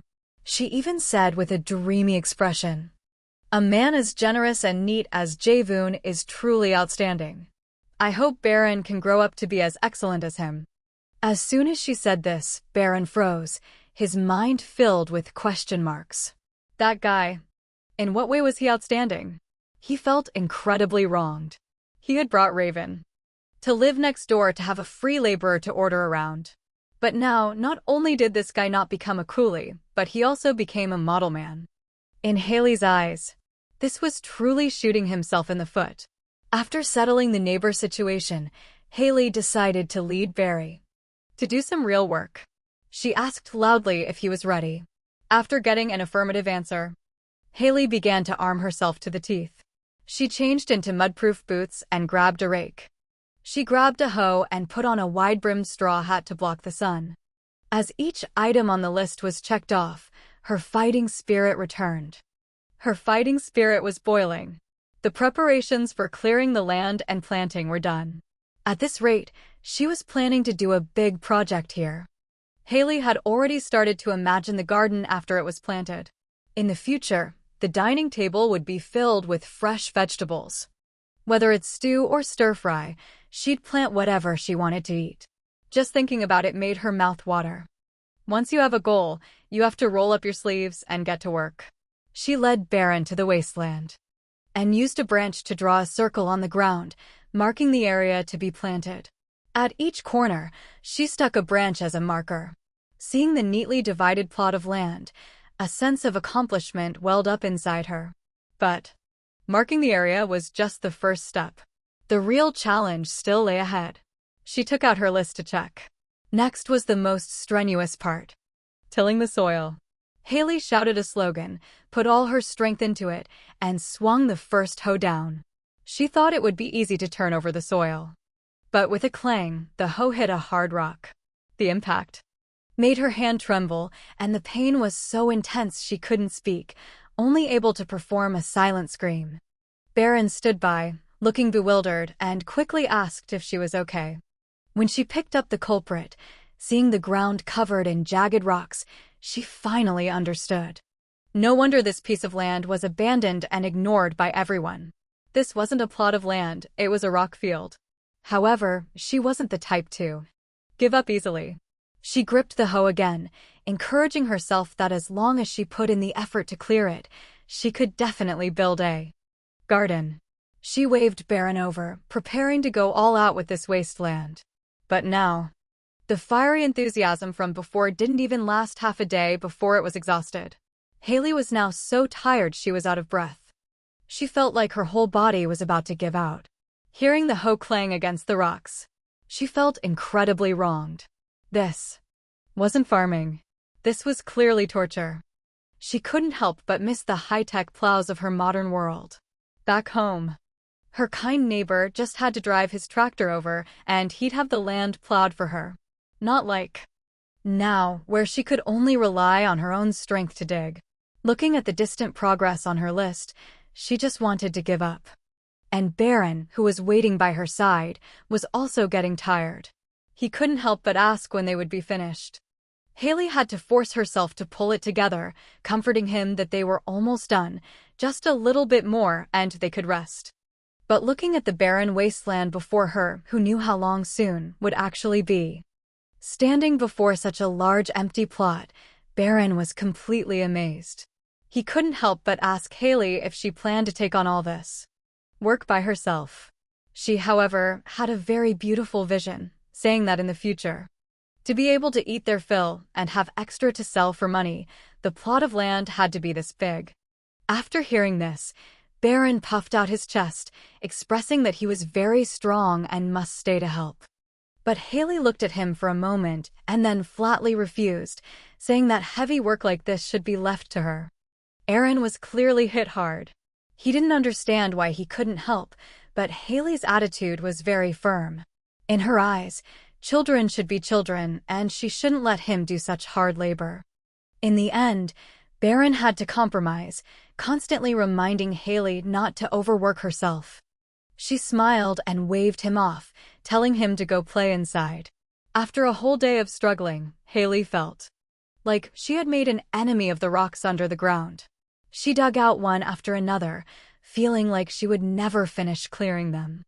When she returned home, her whole body felt like it was falling apart.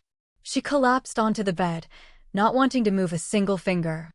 Only then did Haley realize that when she first took over this body, the original owner was on the verge of starvation.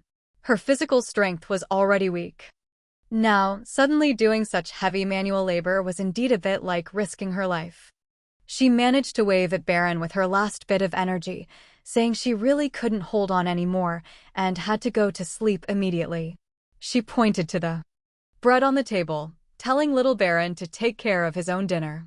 At first, Haley had planned to go pick some herbs tomorrow and buy a few more things. But now her whole body felt heavy as lead. She didn't even have the strength to move a finger. She dreamily comforted herself. Just a good night's sleep. And tomorrow when she opened her eyes, everything would be fine. But who would have thought that this sleep would be anything but peaceful? Her dream was filled with the blazing red of fire, so hot she couldn't breathe. Just as she was half awake, a heart-wrenching cry echoed in her ears, desperately calling for the Lord to wake up. Haley jolted awake, not yet understanding what was happening. The scene before her left her horrified. She was completely stunned. Just a moment ago, she was in the old, dilapidated wooden shack. But now she was in the middle of a magnificent palace.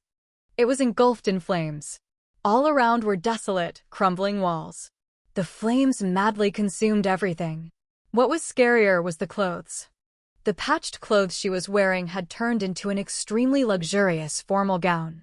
Haley was completely confused. She looked around and blurted out, "Where the hell is this place?" Seeing the giant pillar crash down in front of her. This time, she was really done for. Who could escape from a place like this? Haley hadn't even had time to figure out where she was when a hurried voice rang in her ear. "There's no time to explain. If we don't go now, there's no way out." A guard grabbed her hand tightly and desperately rushed outside. Behind them, heavy objects crashed down with a deafening roar. This place was about to collapse completely. Every step was a dance with death. The guard's voice boomed amidst the fire. "The enemy is hunting down survivors everywhere. The only way to stay alive now is to run into the forest outside the city." Haley didn't know this man at all, but the golden emblem on his chest gave her a strong sense of familiarity. She was sure she had seen it somewhere before. But what did it represent?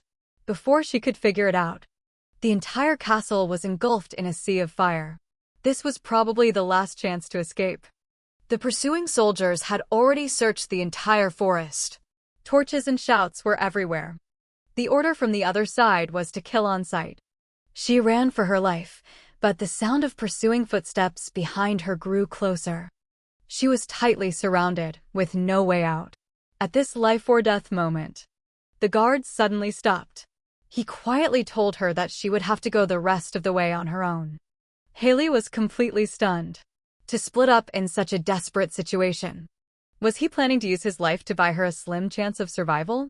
The guard drew his longsword. In the firelight, he said he would try to buy some time.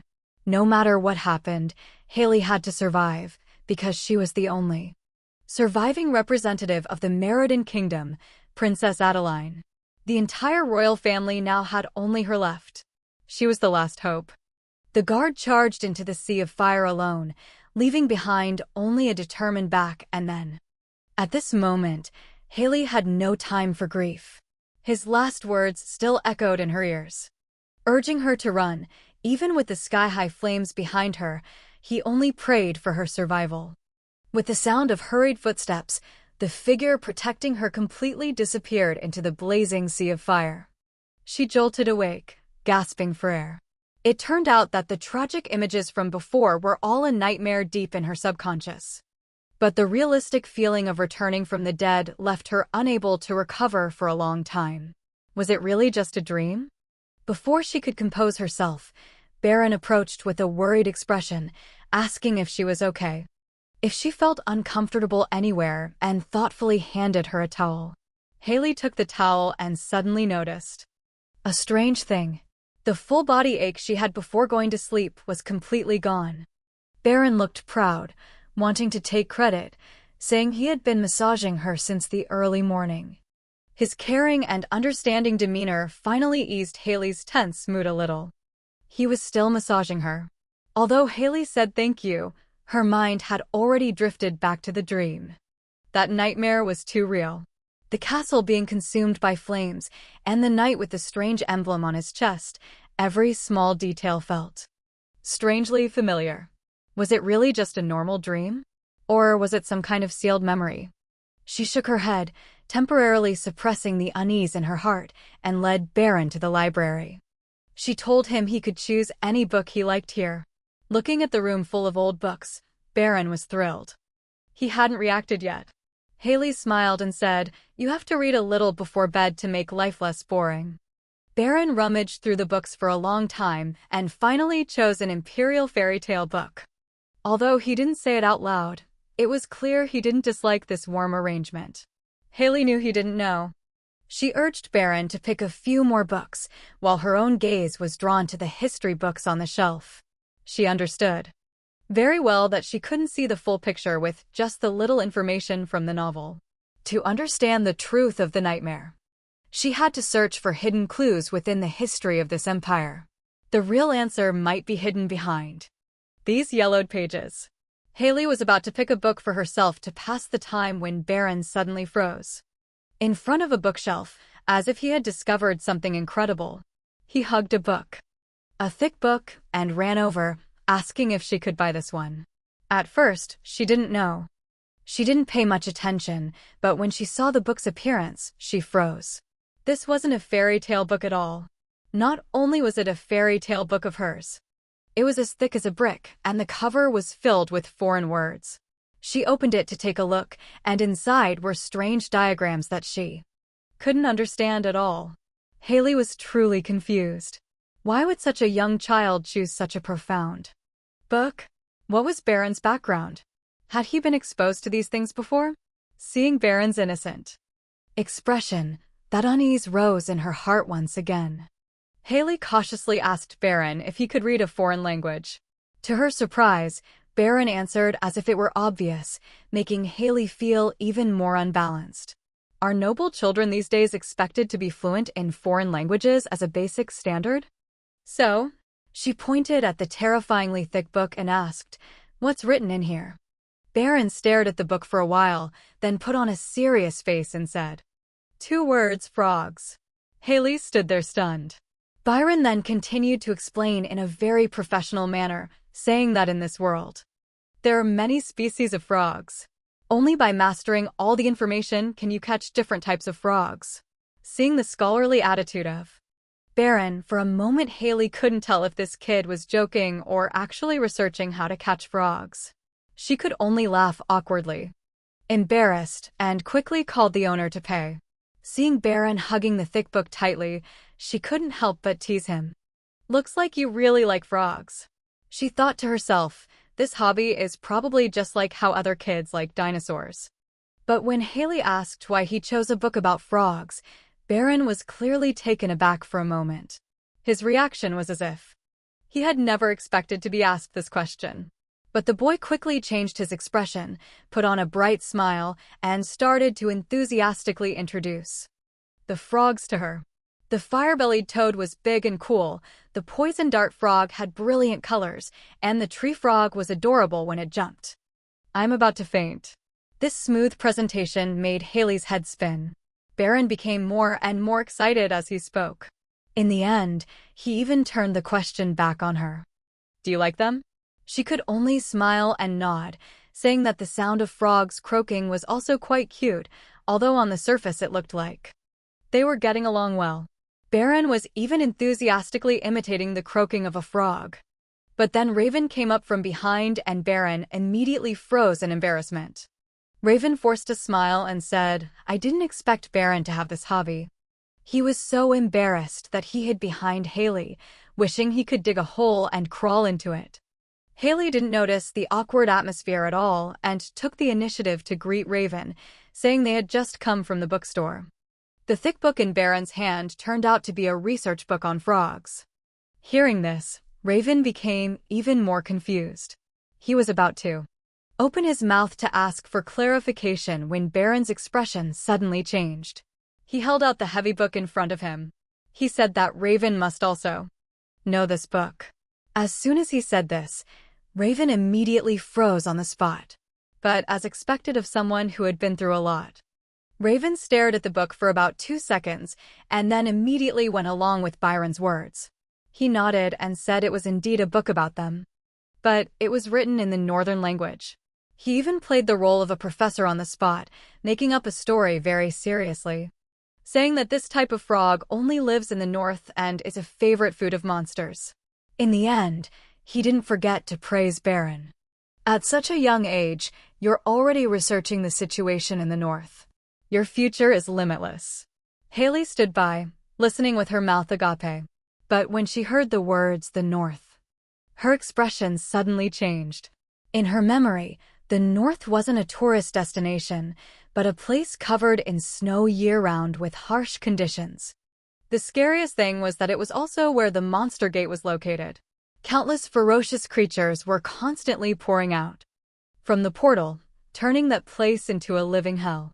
Baron had started researching that place. What was his purpose? Haley couldn't figure out why a young child like Baron would need to learn about that demonic place. But Raven's next words truly stunned her. Raven said that because the North has the Monster Gate, all citizens of the country would not be able to go. Of the Empire are forced to go there to perform military service at least once. This regulation sounded crazy to her. Men from 15 to 40 years old were required to be stationed in that demonic place for a full 5 years. Although the salary was high, it was clearly trading life for money. The more Haley listened, the more she felt something was wrong. It was too much. It was absurd. She clearly remembered that there was no conscription in the original novel. Why did the plot suddenly change like this? Looking at Baron's innocent face, Haley's heart tightened. If this decision was real, it meant that in the future, Baron would also have to venture into that land of death. Haley was completely devastated. In her mind, she had already started to imagine countless scenarios, imagining Baron in a military uniform, standing in the middle of a snow-covered field in the north, waving his hand and shouting passionate slogans. Just the thought of this scene made her feel like the sky was falling. Such an adorable boy had to go to that place to suffer. Who could bear it? She couldn't believe such a young child would have to go to such a dangerous place. On the contrary, Warren spoke up to comfort Haley, saying that he was a citizen of the Empire and would definitely protect everyone when he grew up. Although the boy acted brave, Haley was still worried. The battlefield was no place for children. Just then, Raven invited Haley to have a meal with him, using the excuse of celebrating them becoming neighbors. Haley's first reaction was to worry that he was too tired. After all, he had just moved in and must be very busy. So she offered to prepare the meal herself. Beside them, he also chimed in, praising Haley's cooking skills. Raven was overjoyed to hear this and expressed his great anticipation. Raven politely replied, and they agreed to meet tomorrow afternoon. Haley agreed readily, but in her heart, she had already started planning what delicious dish to make. Late at night, Haley stood in front of the glowing jar, muttering to herself. It turned out she was also raising a magical little creature, and even gave it a name. It was strange. This insect would obediently listen as long as it had a name. In this seemingly ordinary world, there were always unbelievable things happening. This type of firefly was surprisingly intelligent. Once tamed, it could be called back no matter how far it flew. Haley couldn't help but marvel. The creatures in fantasy novels were truly different. Byron couldn't wait any longer. Anymore, pestering Haley for a bedtime story. Haley opened the old picture book. She decided to tell the story of the Northern Gate. The beginning of the story was very stereotypical, telling of a hero born on this land long ago. He was born with magical powers. The book said this hero was incredibly powerful. He could even command thousands of vengeful spirits. However, this great power came with a heavy price. Every time saw him again. To protect the empire, he stood alone guarding the extremely cold land, fighting desperately against the monstrous beasts that swarmed out. He fought alone in the blinding snowstorm, even when the whole world had forgotten him. He never stopped. The end of the story said that thanks to the hero's relentless fighting, all the people in the empire lived a happy and joyful life. But the more Haley read, the more something felt wrong. What kind of fairy tale was this? The hero was forgotten alone in a snowstorm while others celebrated in a castle. This ending was truly bizarre. She closed the book and whispered to Baron, "Let's read a different one next time." She always felt that behind the story, there was a horrifying truth hidden. Baron, with an innocent expression, asked back, "Isn't this a happy ending? A hero fighting alone to bring peace to everyone, isn't that a good deal?" Looking at Baron, Haley's heart felt an indescribable ache. She said, "The hero never got to see people again. He could only be with resentful spirits all day. Wouldn't he be lonely? After all, the hero is made of flesh and blood. Who wouldn't want to live with their own kind?" He didn't say anything more, just gently urged Baron to go to sleep. But Baron whispered, "As long as one person's sacrifice can save the majority, isn't that the right thing to do?" Hearing this, Haley fell completely silent. Why would a child so young say such cold words? Sacrificing one person to save many sounds right, but Haley always wondered if it was truly fair. She didn't continue the lecture, but gently called Baron over and hugged him. She asked softly, "When I hug you like this, how do you feel?" Baron was startled for a moment. Then he whispered, "Sister, I can hear your heartbeat. It's very comfortable here. And there's a nice scent too." Haley gently asked, "So how do you feel now?" Baron was silent for a moment. Then he said this feeling was great, very warm, so warm that he didn't want to let go. Haley gently told the boy, "This is the warmth of another person, the temperature of a heartbeat that everyone has." Being human, that hero must have craved this warmth too. So, the ending that forced him to stay alone in the cold winter was truly too heartbreaking. Baron said nothing, just listened quietly. Haley looked up at the ceiling and began to sketch a new ending.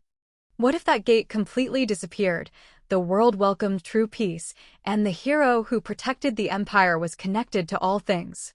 Could he, like now, receive a warm hug?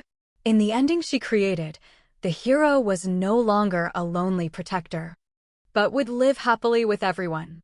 She quietly asked Baron, "Do you think an ending like that is good?"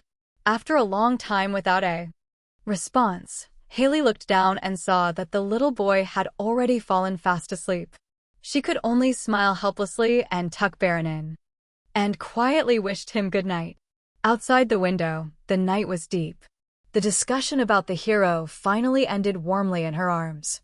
But who would have thought that the child who was sleeping soundly in Haley's arms just a moment ago would now sneak outside? He looked at the wasteland in front of him and couldn't help but complain, "No matter how many times I look, this place is still an unsightly mess." Then he casually waved his hand and summoned a strange little creature. Aaron expertly commanded it to pick up all the stones on the plot of land. Then he brought some good soil to fill it in.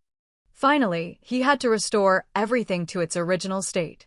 Looking at the neatly cleared land, Baron nodded in satisfaction, leaving no trace behind. At this moment, he had only one thought: doing this would make Haley's work much easier in the future. After the little spirit left, he stood alone under the moonlight, recalling the fairy tale from earlier. He knew the regent Anna was extremely ambitious, but he never expected that woman to taint even children's fairy tales with her own hands. The so-called hero story, when stripped bare, was all about cold-blooded calculations. That woman's intention was all too clear. She wanted to force Baron to risk his life at the Northern Gate, telling him to wipe out the demons there for the rest of his life. In the eyes of the world, sacrificing one person to save the entire empire was a perfect, flawless happy ending. That's right, for everyone except the one being sacrificed. This was indeed the best ending. But he felt as if he had been completely abandoned by the world. It felt like everyone was telling him that the only place someone like him should be is in that cold, lonely corner. Haley's voice suddenly echoed in his mind. If people can't see the hero anymore, don't you think he'll be very lonely? That sentence was like a faint glimmer of light, piercing through his frozen heart. Haley was completely different from the others. She said that ending was wrong. In her eyes, a so-called hero must first be a person of flesh and blood. The warmth between people, the same temperature of a beating heart, was something Baron had never felt before. He stood in the night, his hand unconsciously placed on his chest, speechless for a long time. This commoner girl was truly strange, but it was that strangeness that made him feel for the first time that this cold world seemed to have a bit of warmth. No, maybe what I just said was wrong. The one who's really strange must be me. He stood under the moonlight, his heart in a turmoil, because he suddenly realized that he didn't want to let go of that warmth. Today, Haley was incredibly lucky, harvesting a large catch on this remote beach. Although the weather was brilliant and beautiful. The growing creatures. The small bright creatures had been following her like a shadow lately. Haley didn't pay it any mind, intending to flip over some rocks to catch a few more octopuses. To her surprise, when she lifted the rock, underneath was a large, dark hole. It didn't look like an octopus den at all, more like an entrance to another world. Just as she was about to reach in, the glowing fireflies beside her quickly stopped her. They said this wasn't a tree hollow at all, but a large mouth waiting to eat people. Hearing this, she quickly grabbed her bucket and fled. She decided to just go home and figure it out later, but there was nothing to do. She hadn't gone far when the hole, which was a lake, began to become increasingly bizarre. Before, Haley couldn't read this thick ancient book. It turned out to be written in a long-lost language. For the common people, this was no different from a divine scripture. However, Baron recognized the mystery within with just a single glance. He took out the magic quill he had prepared, intending to decipher the secret here himself. Who would have thought this was a top-secret archive recording all the mythical beasts since the founding of the Empire? This ancient book was not simple. It was a protective talisman left by generations of emperors for their descendants to fight against mythical beasts. Inside, not only were incantations recorded, but it also concealed the ultimate secret of the gate. Moreover, the entire book was encrypted in a special way. No one except those with royal blood could read it. Before, to avoid prying eyes in the palace, Baron had intentionally hidden it in an inconspicuous bookstore. Now, this royal treasure had finally returned to its true owner. While Baron was busy, Haley pushed open the door and walked in. It seemed she wasn't ready to rest yet and wanted to go back to the rocky shore to continue her work. He quickly asked, "Are you okay being alone?" He saw Haley had been working all morning and advised her to rest soon. She was not one to sit still. She picked up her tools again, preparing to till the soil. But with the first strike of the shovel, she was stunned. Why was this soil as soft as tofu? She excitedly called Baron over to see. She thought she was lucky to have found a good piece of land. Baron, standing by, had already seen through everything. He thought to himself, "It seems I'll have to let that little spirit out to work more often in the future." The work was just finished. Haley was overjoyed to be off early today, but the sky changed its face and heavy rain poured down. This made her anxious. She quickly waved for Baron to run into the house. Seeing her flustered state, Baron ran while reminding her to slow down a bit. They dashed into the house through the downpour. Surprisingly, while it was pouring outside, it was also dripping inside the house. Haley quickly went to get a basin to catch the dripping water, then sighed. "It's time to fix this roof." Baron looked at the dripping basin and thought of something else. This level of dilapidation might be even worse than a den full of magical beasts. This dilapidated house was leaking everywhere. Baron felt a pang of sadness. He really couldn't imagine what kind of days Haley had gone through before. She acted as if nothing was wrong, smiling and saying, "The sound of the rain is like music." Her optimism in this difficult situation made Baron's heart ache even more. He couldn't help but ask, "Sister, don't you feel tired?" Haley looked surprised, as if this kind of life was completely normal for her. In Baron's eyes, Haley had naturally found a man. When she worked desperately every day, even having to fight. Despite clearly living such a hard life, she always shouldered it alone. He really didn't understand how she could still smile so brightly. But Haley gently told him that just having Baron by her side made her feel very happy. The house could be fixed. Money could be earned again. None of these things were important. Because as long as you're here, these difficult days will pass. As long as we're together, everything will be fine. Haley's words instantly changed the gloomy atmosphere. She said that as long as the two of them stood side by side, there was no obstacle that couldn't be overcome. As soon as she finished speaking, the heavy rain outside actually stopped. Haley happily pointed out the window and called Baron. The dark clouds were gradually dissipating. It seemed to be just a passing shower. She smiled and teased Baron, saying his intuition was always accurate. As long as he was around, everything would be fine. This unconditional trust warmed Baron's heart. He was no longer as tense as before and let out a rare, relaxed smile. He quietly replied to her words. At this moment, he truly realized that living with her was a real thing.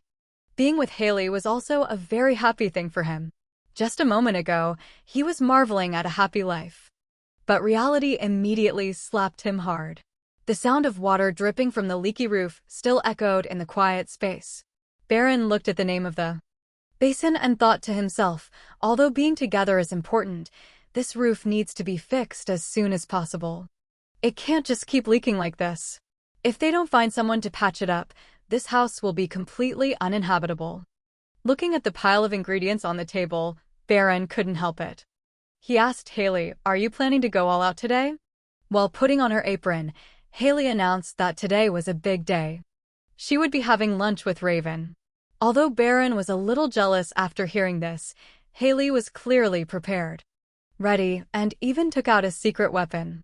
This pile of clams was just the beginning. The next secret weapon was the key. Haley opened the lid of the bucket and announced. The main event of the day was finally here. As a result, the thing that emerged from the bucket was a few writhing tentacles.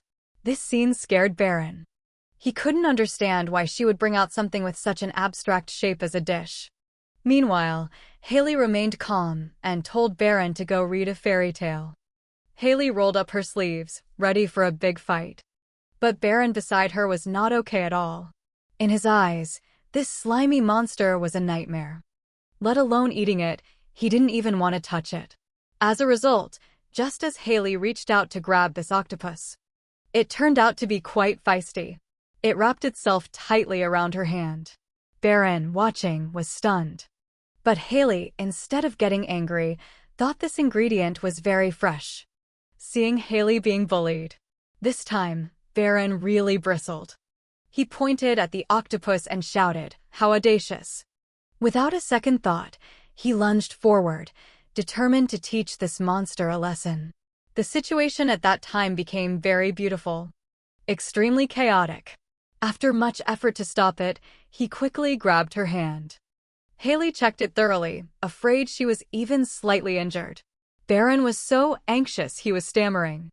He insisted that the monster's suction cups almost drained Haley of her blood. Haley smiled and comforted Baron, saying this octopus was just naturally a bit clingy and not dangerous at all. She told him to just stay calm and watch from the side. Then, she began to demonstrate on the spot, clean it, cut it into pieces, and roll it onto a skewer. Her movements were incredibly swift. In the blink of an eye, a batch of grilled octopus skewers was ready. She even excitedly boasted that it would be extremely fragrant when grilled later. But no one knew. Baron's expression suddenly became extremely serious. He seemed to have made a big decision. He was determined to handle the rest of the ingredients himself. The reason was that he couldn't let Haley touch such a disgusting and dangerous food. This little boy's desire to protect adults was both heartwarming and funny. Baron struck a pose of death before dishonor. He insisted on preparing the ingredients for her. He talked a big game, but looking at his stiff movements, Haley really didn't feel confident at all. As a result, the moment he reached out, the young master completely fell apart. He screamed, but his hands didn't stop. The scene suddenly turned into a large-scale disaster. All that could be heard from the kitchen were blood-curdling screams. Anyone who didn't know would think he was fighting some kind of beast barehanded. The noise was so loud it seemed like it would blow the roof off. By the time everything finally quieted down, Baron looked like he was about to collapse. He said heaven, while still being stubborn, saying the texture was a bit strange, but handling this thing was nothing. His proud expression was as if the person who had just been scared and screamed tragically was someone else, not him. Haley stood by and watched, stunned. She never thought a young master who lived in luxury like this would be so quick with housework, completely exceeding her expectations. Before she could even say 2 words of praise, Baron had already grabbed the knife beside him. He muttered that he was preparing to handle the next one. This time, Haley was truly panicked. She quickly reached out to stop him. After all, this knife wasn't a toy. If he cut himself, it would be a big problem. But before she could say anything, several flashes of cold light lit up the air. The young master's movements were so fast they were a blur. Baron remained expressionless. He assured Haley that this was nothing. Right after that, he casually swung the knife with a sharp, swift motion.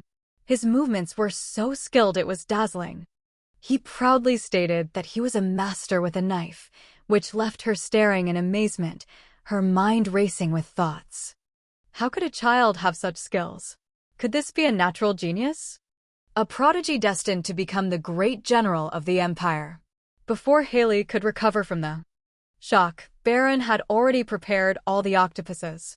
He even took over and finished preparing the rest of the ingredients. Seeing him so confident, she could only tell him to be a little more careful. The kitchen battle entered its second round. Haley was busy at the stove. Baron, though exhausted, persisted in helping her. After half a day, a sumptuous feast of mysterious dishes was finally ready. Looking at the skewers of bright red grilled octopus and the mysterious dishes, with a pot of steaming hot seafood soup, the aroma seemed to waft through the screen. Baron stared at the table without blinking. He said, although he participated in the entire cooking process, he had never seen dishes with these shapes in his entire life. Ellie smiled and explained that these were regional specialties. In reality, her heart had already softened. To be able to taste the flavors of home in a foreign land, only she could understand that emotional feeling. Everything was ready, now all that was missing was the main character to finally appear. As soon as she finished speaking, a clear knock sounded at the door. Haley excitedly ran to open it.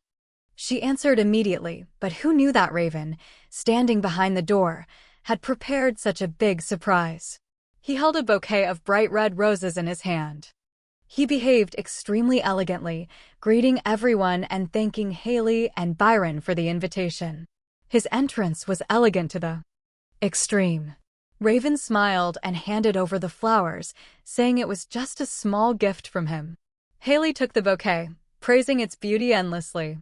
She warmly welcomed Raven into the house, announcing that lunch was just served.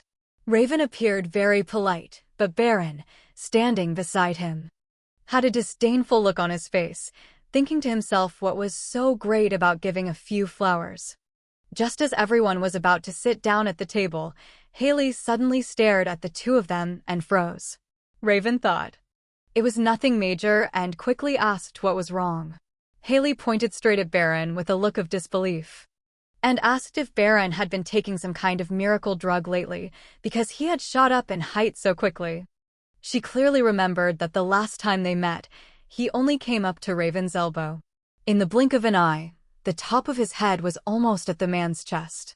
This growth rate was completely unscientific.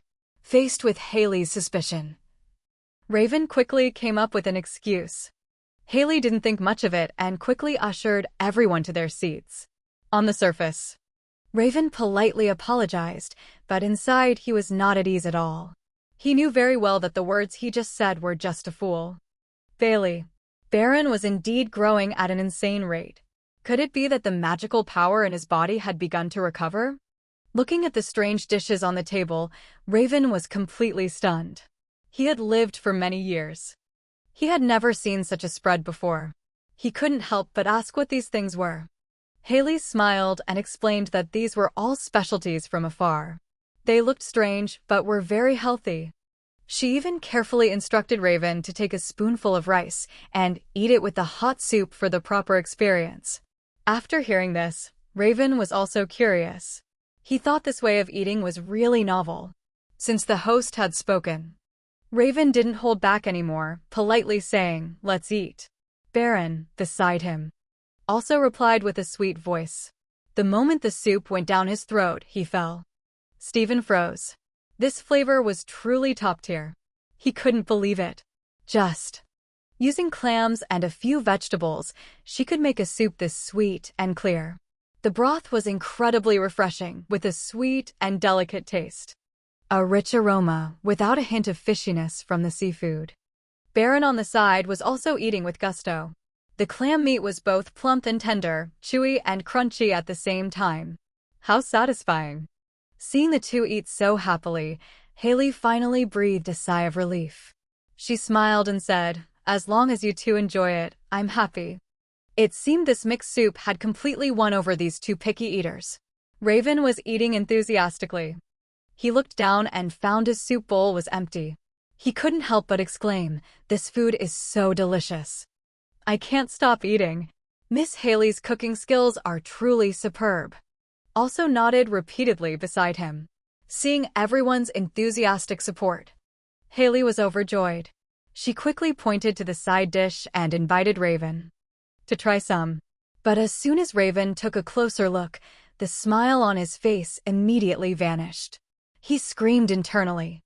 "This thing looks so disgusting, like some kind of weird monster." He asked awkwardly, "What on earth is this?" Haley calmly replied, "This is our special grilled octopus skewers."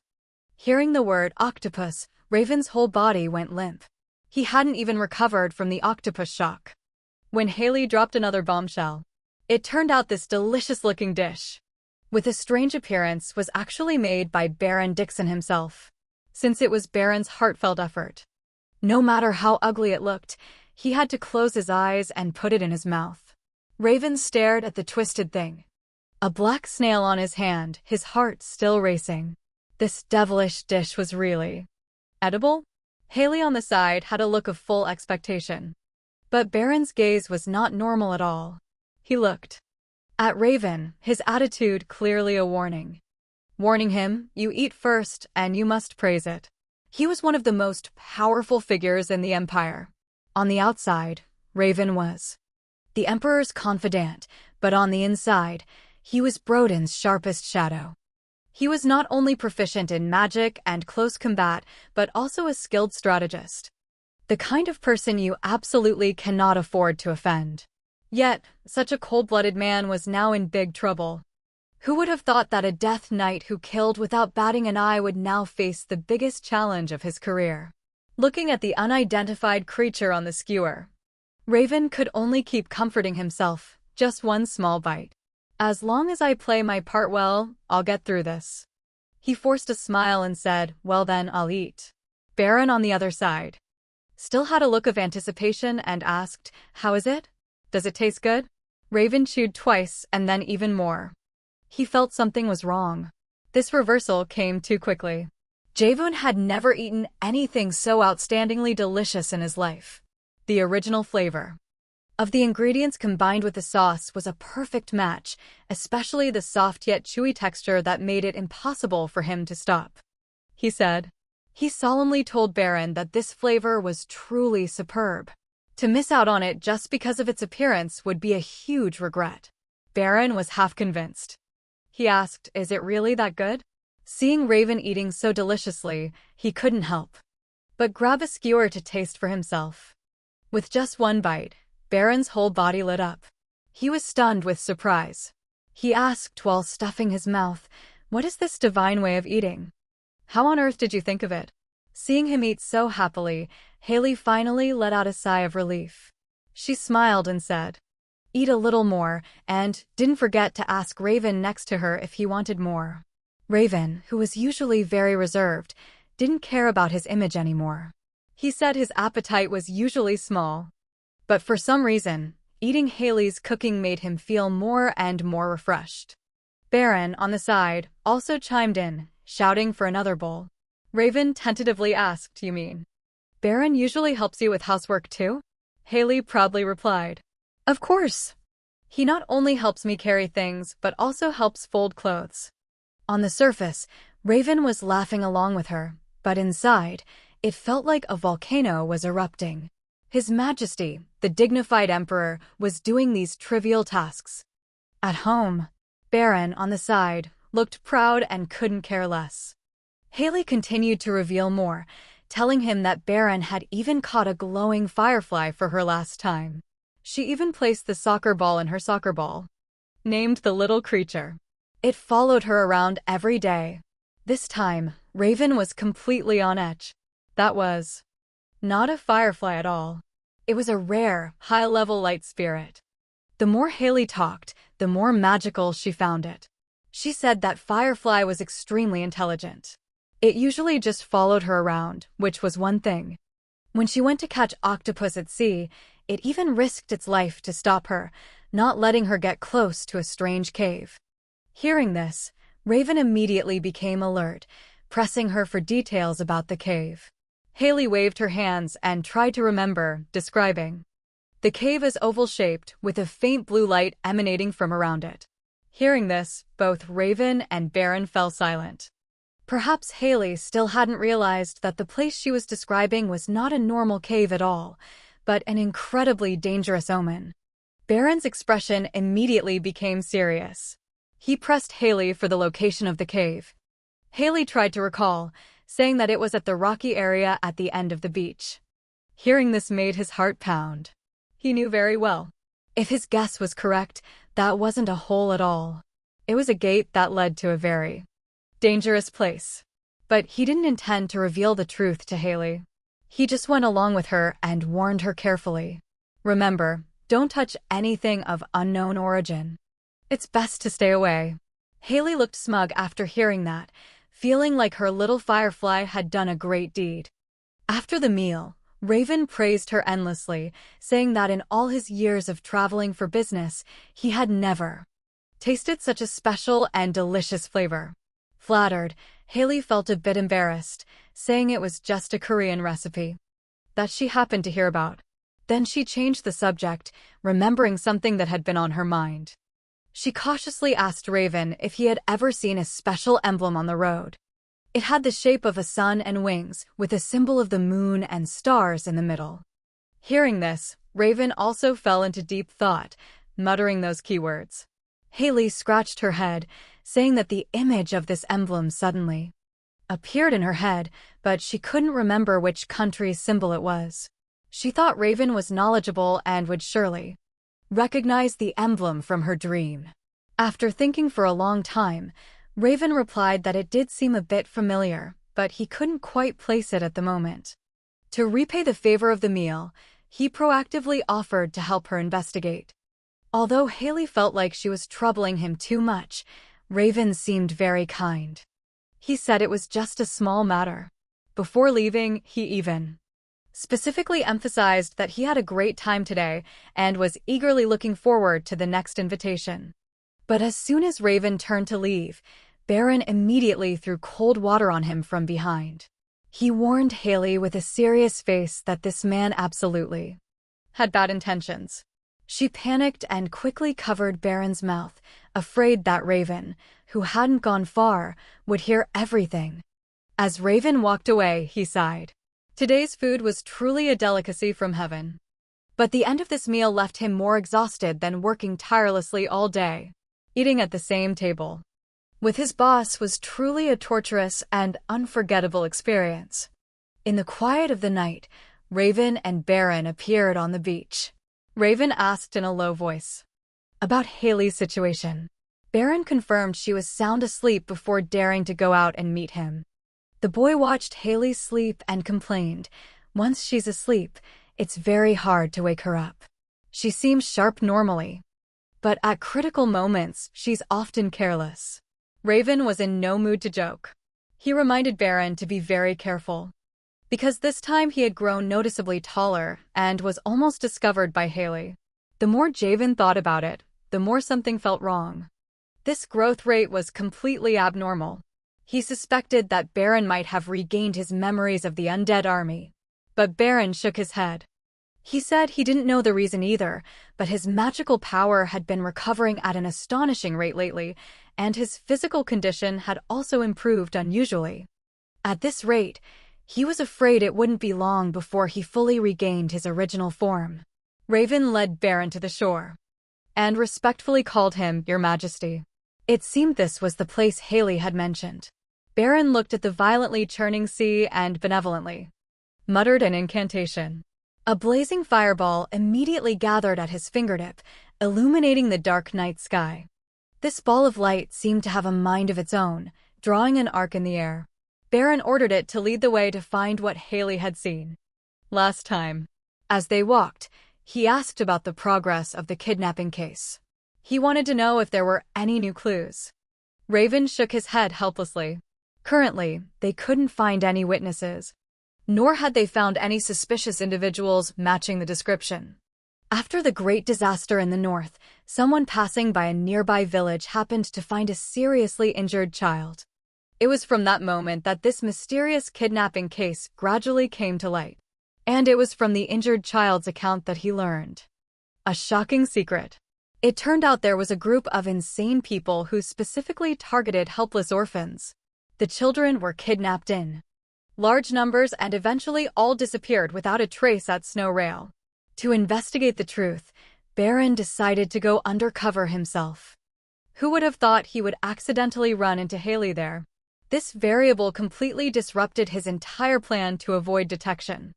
To avoid revealing his identity, he could only temporarily stay put and hand over the rest of the investigation to Raven. This led to the current situation. Time passed minute by minute. Baron looked at the calm sea, feeling more and more anxious. It was so late and he still hadn't found any useful clues. Just then, Raven discovered a nameplate. A teleportation gate glowing with a faint purple light was hidden in the pile of rocks on the shore. His expression grew heavy. He told Baron that this was indeed a branch from the main gate, and its scale was even larger. It was even bigger than Haley had described. Raven feared that magical beasts would appear, especially with such a dangerous energy fluctuation nearby. However, Baron shook his head, trusting his magical senses completely. If there was any danger, the will-o'-the-wisp he'd released earlier would have already warned them. Besides, Haley didn't run into any trouble the last time she was here. But they both knew this was just a minor branch. The true source of the horror was the main gate, hidden deep in the mountain pass. In the northern mountains, the magical beasts that escaped from the main gate had silently scattered throughout the empire, and the pathways they created were called Qua Fat Saturday. When these gates first appear, they're only the size of a fingertip, but over time, they expand like crazy until they're large enough. Big enough for an entire horde of magical beasts to pass through at once. The scariest part is that these emergence gates are all directly connected to the main gate in the north. If they keep expanding, the consequences will be unimaginable. Suddenly, a violent tremor shattered the silence of the night. Startled from her sleep, she was completely dazed. Her first thought was an earthquake. Instinctively, she reached over to the spot beside her, desperately calling for Baron to wake him up and run. But her hand touched nothing but cold sheets, making her heart skip a beat. The child who was supposed to be sleeping soundly there was gone. Baron, where could he be? Seeing the gate expanding more and more, he knew that if it wasn't dealt with immediately, there would be big trouble. Raven decided he had to destroy this portal.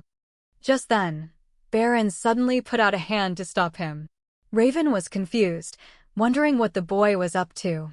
Baron calmly replied, I have to expend my magic to return to my original form anyway. It's most logical for me to handle this. With that said, he drew his long sword, intending to destroy this portal himself. Raven watched, burning with anxiety. He quickly tried to stop him. Your Majesty, let me handle this. It'll drain too much of your magic. But Baron didn't turn back, his voice filled with confidence. No, my current form is perfect for this task. As he spoke, he plunged his sword straight into the portal's core. In that instant, he unleashed a photo. A completely violent surge of energy erupted. Raven, standing nearby, saw it all clearly. Broden intended to use the most brutal method, pumping a massive amount of magic directly into the portal. If too much magic is concentrated in one spot, the space can't take the strain and will collapse, completely vanishing. It sounds simple, but the amount of magic it consumes is astronomical. Besides a transcendent being like Broden, it's doubtful anyone else in the world would dare to do such a thing. After a massive tremor, the portal was completely shredded, and silence finally returned. Baron touched his head and asked Raven, My current form won't make anyone think twice, right? Raven observed him carefully before nodding. That's right, you seem to have shrunk a bit. Quite a bit, actually. Just then, Baron quietly called out a name, Carmen. And, just like that, a tiny stone monster with a sprout on its head appeared from thin air. Baron gave Carmen a light pat, telling it to scout the area for any remaining portals. He also told it to watch for any other activity. The little guy was sharp. It gave an okay sign with its hand, then vanished in a flash. Suddenly, the orb of light zipped through the air at incredible speed. But when he saw the direction it was headed, Baron's tone suddenly changed. The position was unbeatable for them.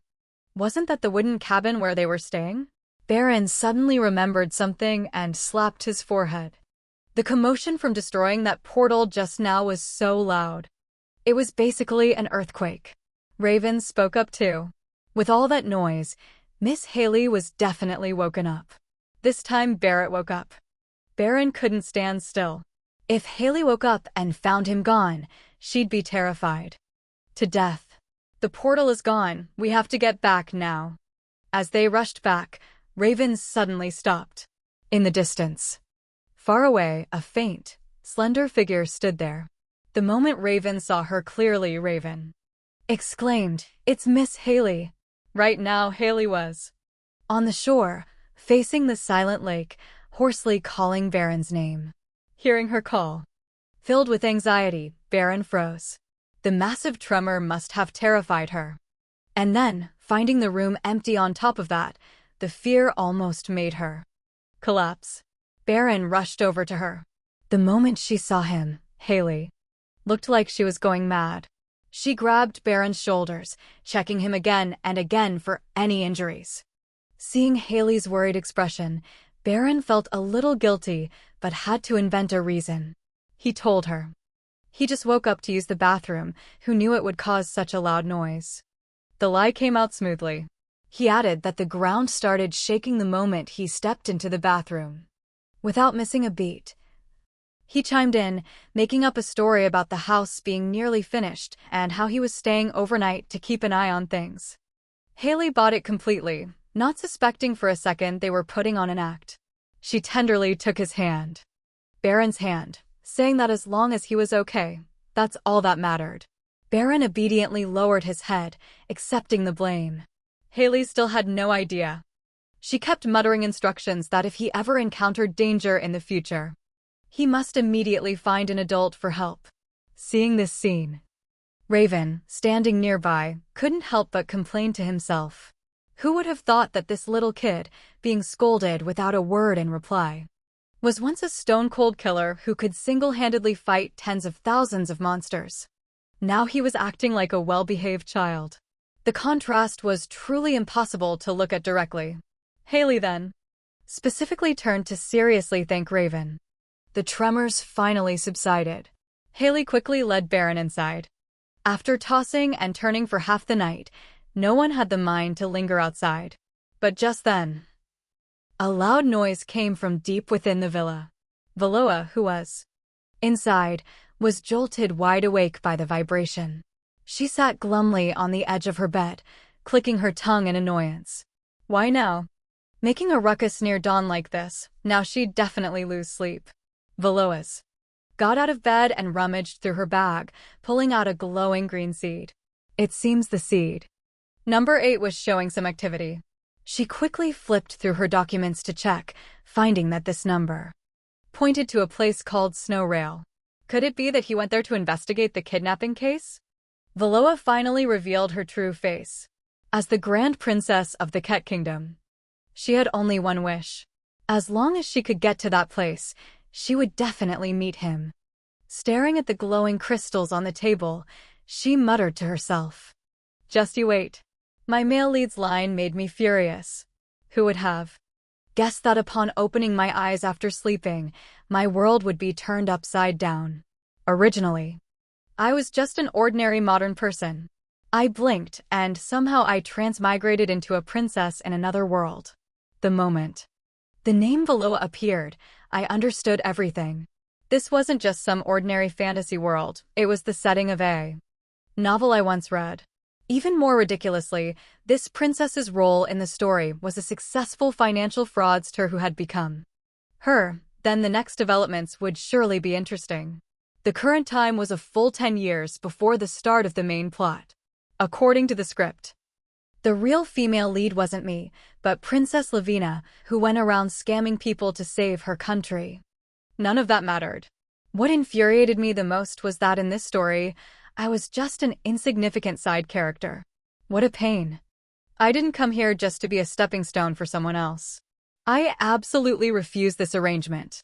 I've been here for half a year. This script has nothing for me to be a stepping stone for others. I must rewrite it with my own hands. Rumor has it that a grimoire containing forbidden power is hidden in the deepest part of this palace. It can create a special kind of seed that, once planted, can open a path connecting to the world. The Ket royal family has guarded this secret for generations, fearing that power would fall into the hands of evil, even sealing it with layer upon layer of chains, treating it like a ferocious beast. Looking at these records, Valoa couldn't help but sneer. What a bunch of fools. To have such a powerful treasure and only want to hide it away is truly a waste. Once this thing is in my hands, what it's used for won't be up to those old fossils to decide. In a flash, a year had passed since I came to this world. That day was the first time I saw the portrait of the male lead, Broden. I had to admit, even as a child, his appearance was breathtaking, as if he was born to be the main character. But the more I looked, the more breathtaking his appearance became. Looking at that face, the idea in my head grew stronger. Why can't I be the female lead of this story? It was the second year, and I was still in my room writing my diary, but the resentment in my heart was boiling over. God brought me here, and I refuse to be a mere spectator. Sooner or later, I will claim the position of the female lead. The Empire's holy maiden was busy searching for candidates, wanting to choose a queen from the princesses of neighboring countries. At this rate, Lavina would soon be sitting firmly on the throne as queen, just like in the original novel. Just thinking about that outcome made me feel frustrated and annoyed. Why should I obediently follow a pre-written script? If I'm not happy, then no one gets to be happy. Who would have thought that a noble princess like me would hold the forbidden power to open a path for magical beasts to this world? If this world won't give me the position I want, then I'll stir things up myself. Even if a kingdom is destroyed because of it, so what? As long as I achieve my goal, that small price is nothing, I commanded. I snuck deep into the catacombs and reached out to touch the forbidden book sealed by chains. As long as no one finds out, I am the ruler of this world. In the 4th year after I transmigrated, I wrote this diary entry with my own hands. The Tilon kingdom fell into a living hell due to the invasion of magical beasts, while the Ket royal family took the opportunity to fish in troubled waters, easily annexing that land.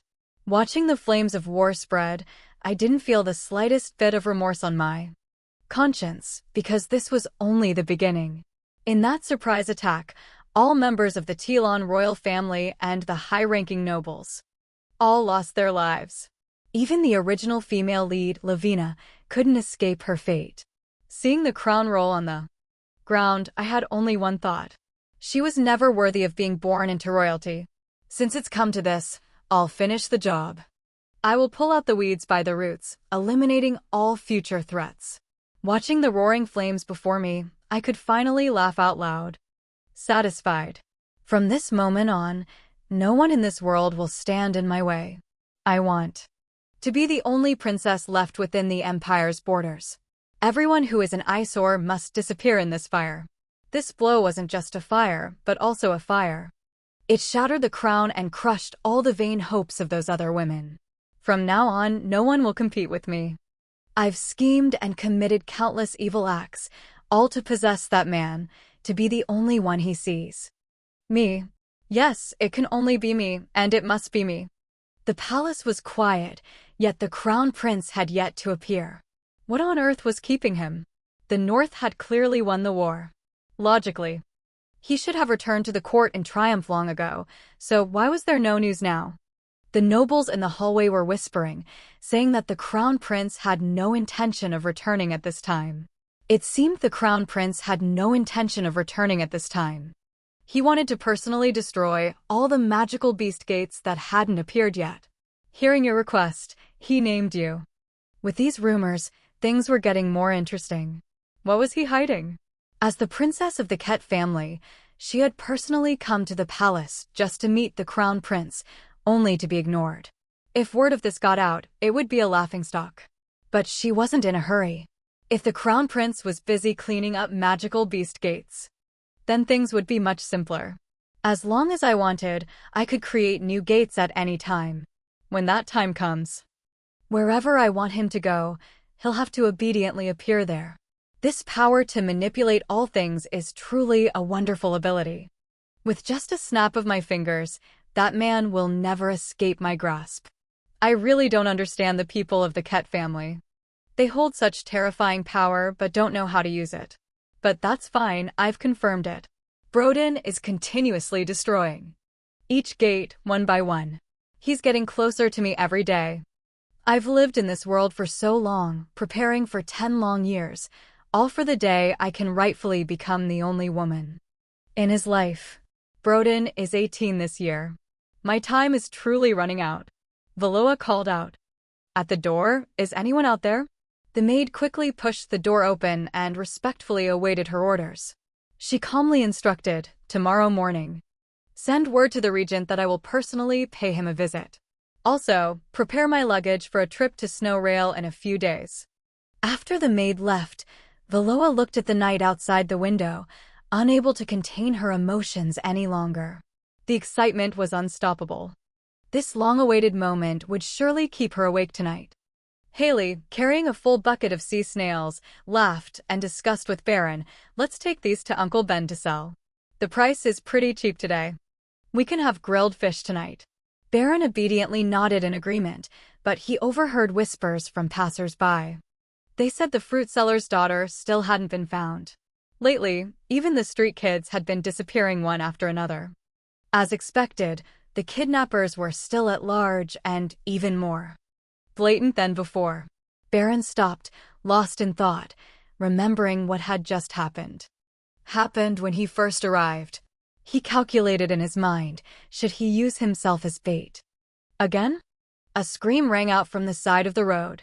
Haley instinctively turned to look, but unexpectedly.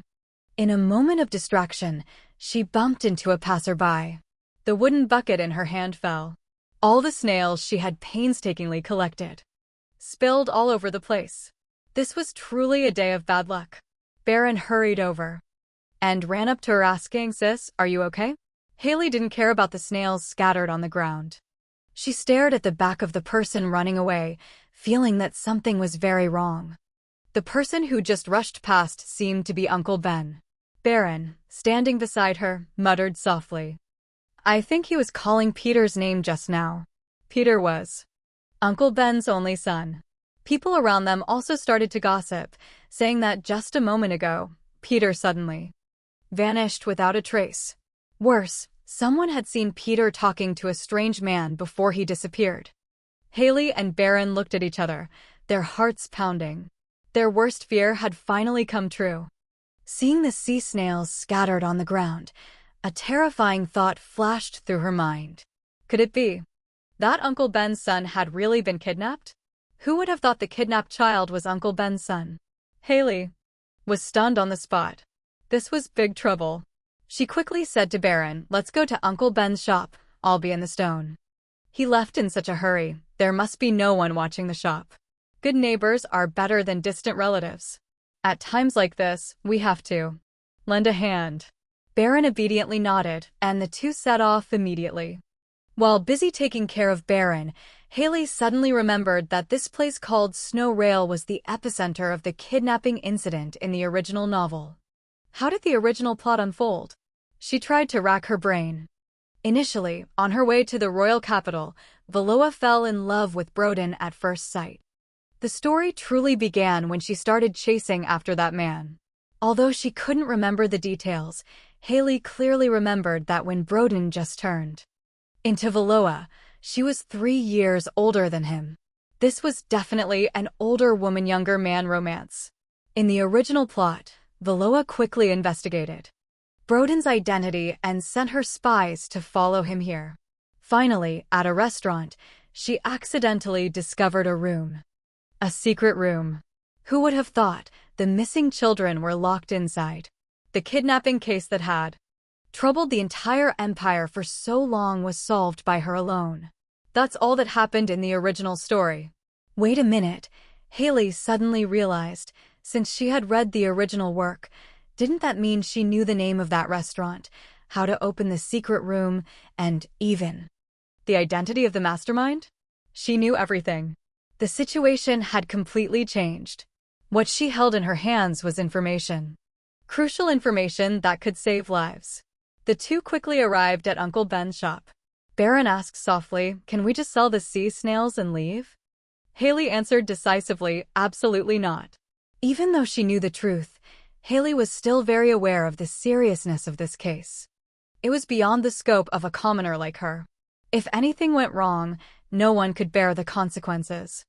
She began to lose her nerve, thinking the safest way was to wait for the main characters, Broden and Valoa, to arrive and let people of their stature handle it. After all, I'm just a passerby, it's best not to get involved in this mess. However, just when she was about to retreat into her shell, Baron noticed her strange expression. Uncle Ben finally returned, looking utterly devastated. Haley quickly went up to him, saying she had been watching the shop for him. Seeing his expression, she asked cautiously, "Haven't you asked the guards for help?" "Uncle Ben?" "They didn't even bother and just kicked him out.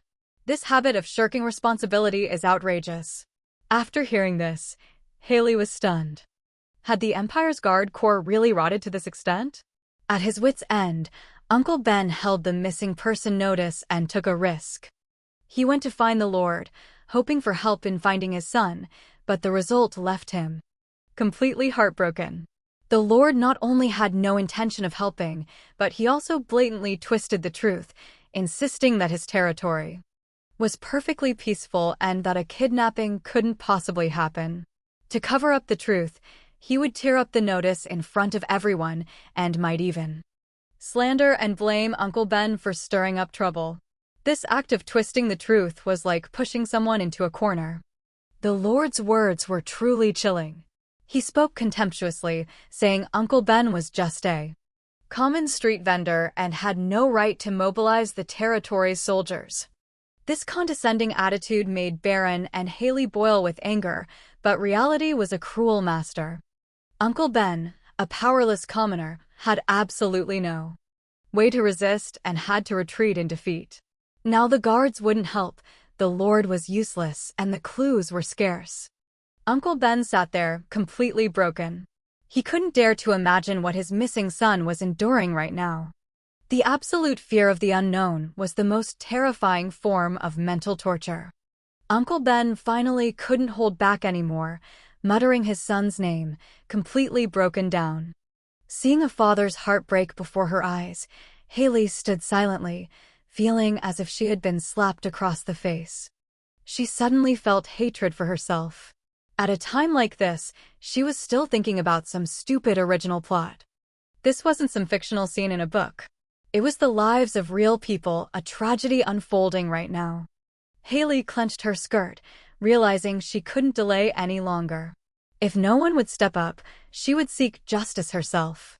Uncle Ben's son had just been kidnapped, but this was only the beginning. Haley racked her brain, recalling the original story's content. The kidnapping case. This serial kidnapping case lasted for a long time in the story. If Broden hadn't grown up yet, they'd have to wait a few more years for the truth to be revealed. This was a huge problem. If events followed the original story, Uncle Ben's son couldn't possibly wait. Time was life. She had to do something now to overturn this damned outcome. Baron looked at the distraught Uncle Ben and advised him not to push himself today. He should go home and comfort his wife, who was also heartbroken. Standing to one side, Haley finally made a decision. She solemnly promised to bring Peter back safely. Under the cover of the quiet night, Haley set out in a hurry, knowing that this amount of time wouldn't be enough for anything. Time waits for no one. This trip had to be a success. She had prepared everything thoroughly, temporarily asking Raven to look after Baron. Only with that gentleman by his side could she feel at ease and unburdened. Here, all the pressure was on her shoulders. Looking at the silent building before her, Haley knew the real fight was just beginning. Since she had promised Uncle Ben, she had to bring the children back, no matter the cost. Let's go. Baron was truly confused. Haley's demeanor earlier clearly showed she was ready to risk her life in battle. But who would have thought that after a few turns, she would enter a restaurant? Raven walking beside him was also stunned.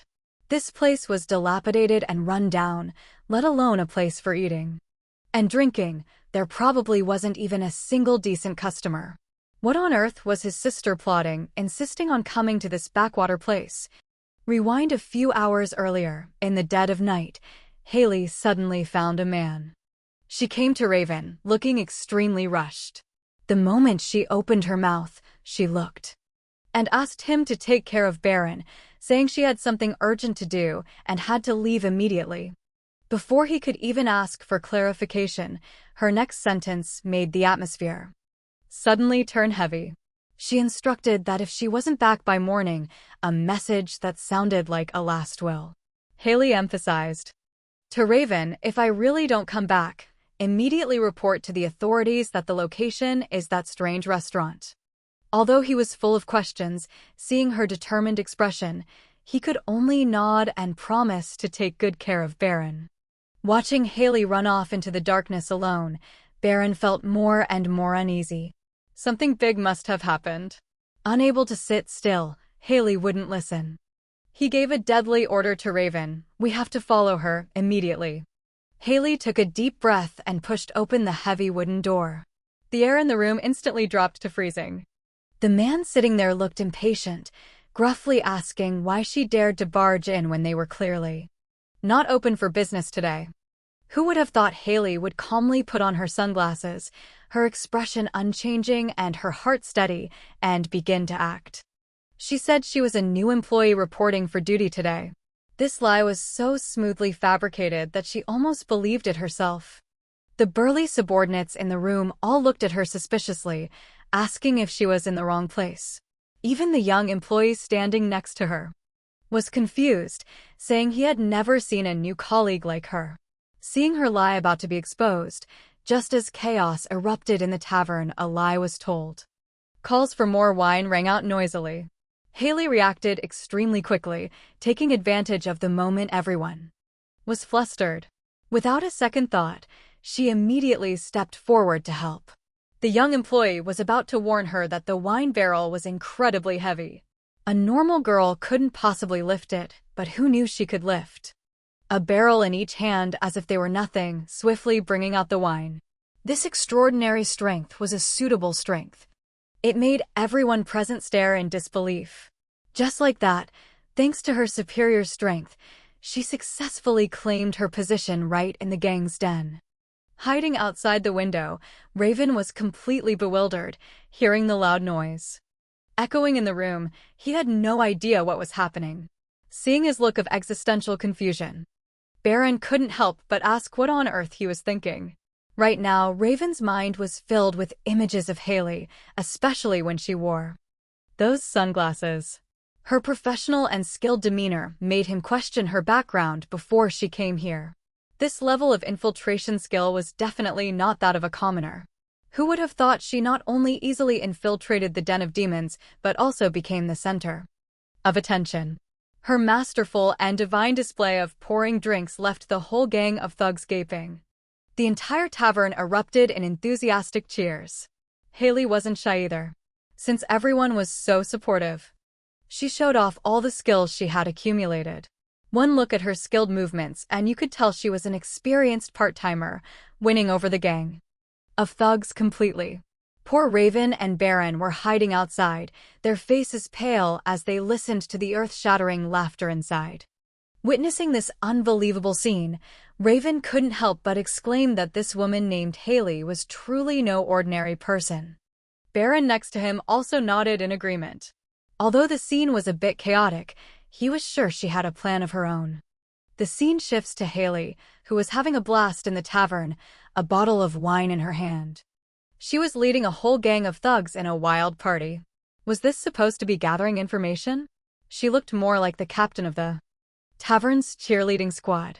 Everyone followed her rhythm, shouting until their throats were sore.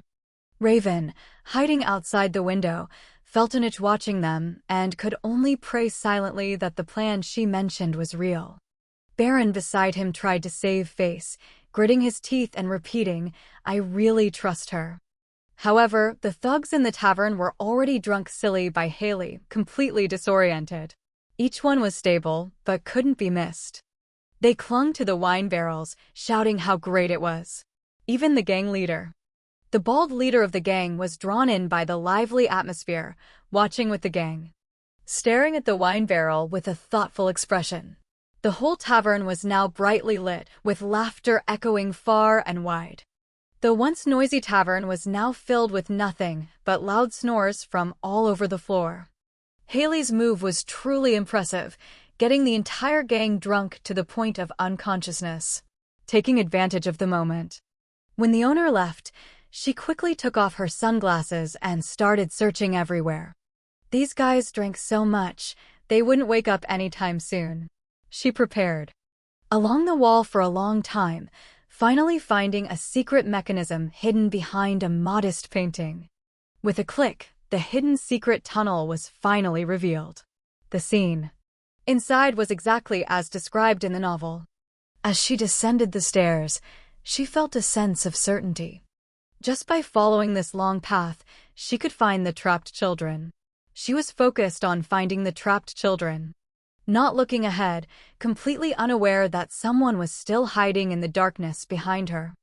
As she was about to speed up, a hand suddenly landed on her shoulder, accompanied by a cold greeting from beside her. "Who? Hey, this is bad." Before Haley could react, she was caught by the bald gang leader. Her opponent knew her intentions with just a glance. Now, even the secret passage couldn't be hidden anymore. Seeing she was about to be dragged away to save the children, she didn't care about the pain. She no longer cared about her ladylike image and delivered a devastating kick. The pain was so intense that her opponent was left stunned, questioning his very existence. Taking advantage of their confusion, she bolted. Unfortunately, her joy was short-lived. An enraged roar from the bald man woke up all the drunkards in the tavern. This time, there was truly no escape. The entrance was already blocked. As Haley frantically searched for another exit, danger loomed from behind her. Before she could react, a rough hand clamped over her mouth, silencing her cries for help. From the darkness came a cold voice. "Got you." Outside, the situation was just as chaotic. Those men were frantically searching for Haley everywhere. Baron couldn't sit still any longer. He had to save her no matter what. "Black rope." Raven quickly stopped him. "Your Majesty, you must not reveal yourself now. If you interfere, Our surveillance will be completely exposed. We have to observe the situation first. However, at that moment, Haley was hit. Her opponent had her tightly restrained, and the situation became extremely dangerous. Baron could only watch as Haley was hit. Those scoundrels gagged her and dragged her into the darkness. The burly man in the lead breathed a sigh of relief. Finally caught this little bird. Boss, I'll lock her in the basement right now. The bald owner was still not at ease. He specifically warned his underlings, this woman is not easy to deal with, make sure to tie her up tightly. This time, Haley had really fallen into the tiger's den. Just as they were feeling smug, with a loud explosion, the sturdy wall suddenly collapsed in an instant. Through the thick cloud of dust, a small figure was striding towards them. At that moment, they all felt an itch. Where did this kid come from? Could it be the child who hadn't been caught earlier? Before they could react, a more terrifying thought flashed through their minds. How on earth was this solid brick wall destroyed? As the child got closer, the man was so scared he got goosebumps. He backed away while shouting threats. Hey, what stray kid is this? Get out of my sight. Baron completely ignored his roars. The exposed part had turned a very strange red. He said coldly, "You. Take your filthy hands off her." As soon as he finished speaking, a burst of dark energy erupted instantly. Before the man could react, he was sent flying to the ground. The aggressive man, who was so arrogant earlier, was now screaming in agony as he flew through the air. Baron didn't know what it was. He didn't care about anything else. He rushed forward to hug Haley, holding her tightly in his arms. He anxiously shouted, "Haley, wake up. Please open your eyes and look at me." The guard went down. All around were scared stiff. No one dared to touch this crazed kid at this moment. But no matter how hoarsely he shouted, the person in his arms showed no reaction, her eyes tightly shut. Seeing Haley lying motionless in his arms, Baron softly called her name, but besides the deathly silence, there was no response. This silence completely ignited the power that had long been suppressed within him. The magical power had. A terrifying darkness exploded in an instant, swallowing the entire room like a wave. God. At that moment, Raven finally arrived at the scene. The sight before him left him stunned. The entire place was filled with Baron's magical power. He knew very well that at his current age, forcing himself to use such terrifying power would be too much for his body to handle. The situation was completely out of control. If he didn't stop, the consequences would be unimaginable. Right now, he couldn't hear a single word. He lowered his head and coldly uttered 3 words. "Come out, Chimeras." At his command, the black shadow on the ground began to twist wildly, as if something incredibly terrifying was about to crawl up from the front. Abyss. Then, a massive black figure rose from the ground.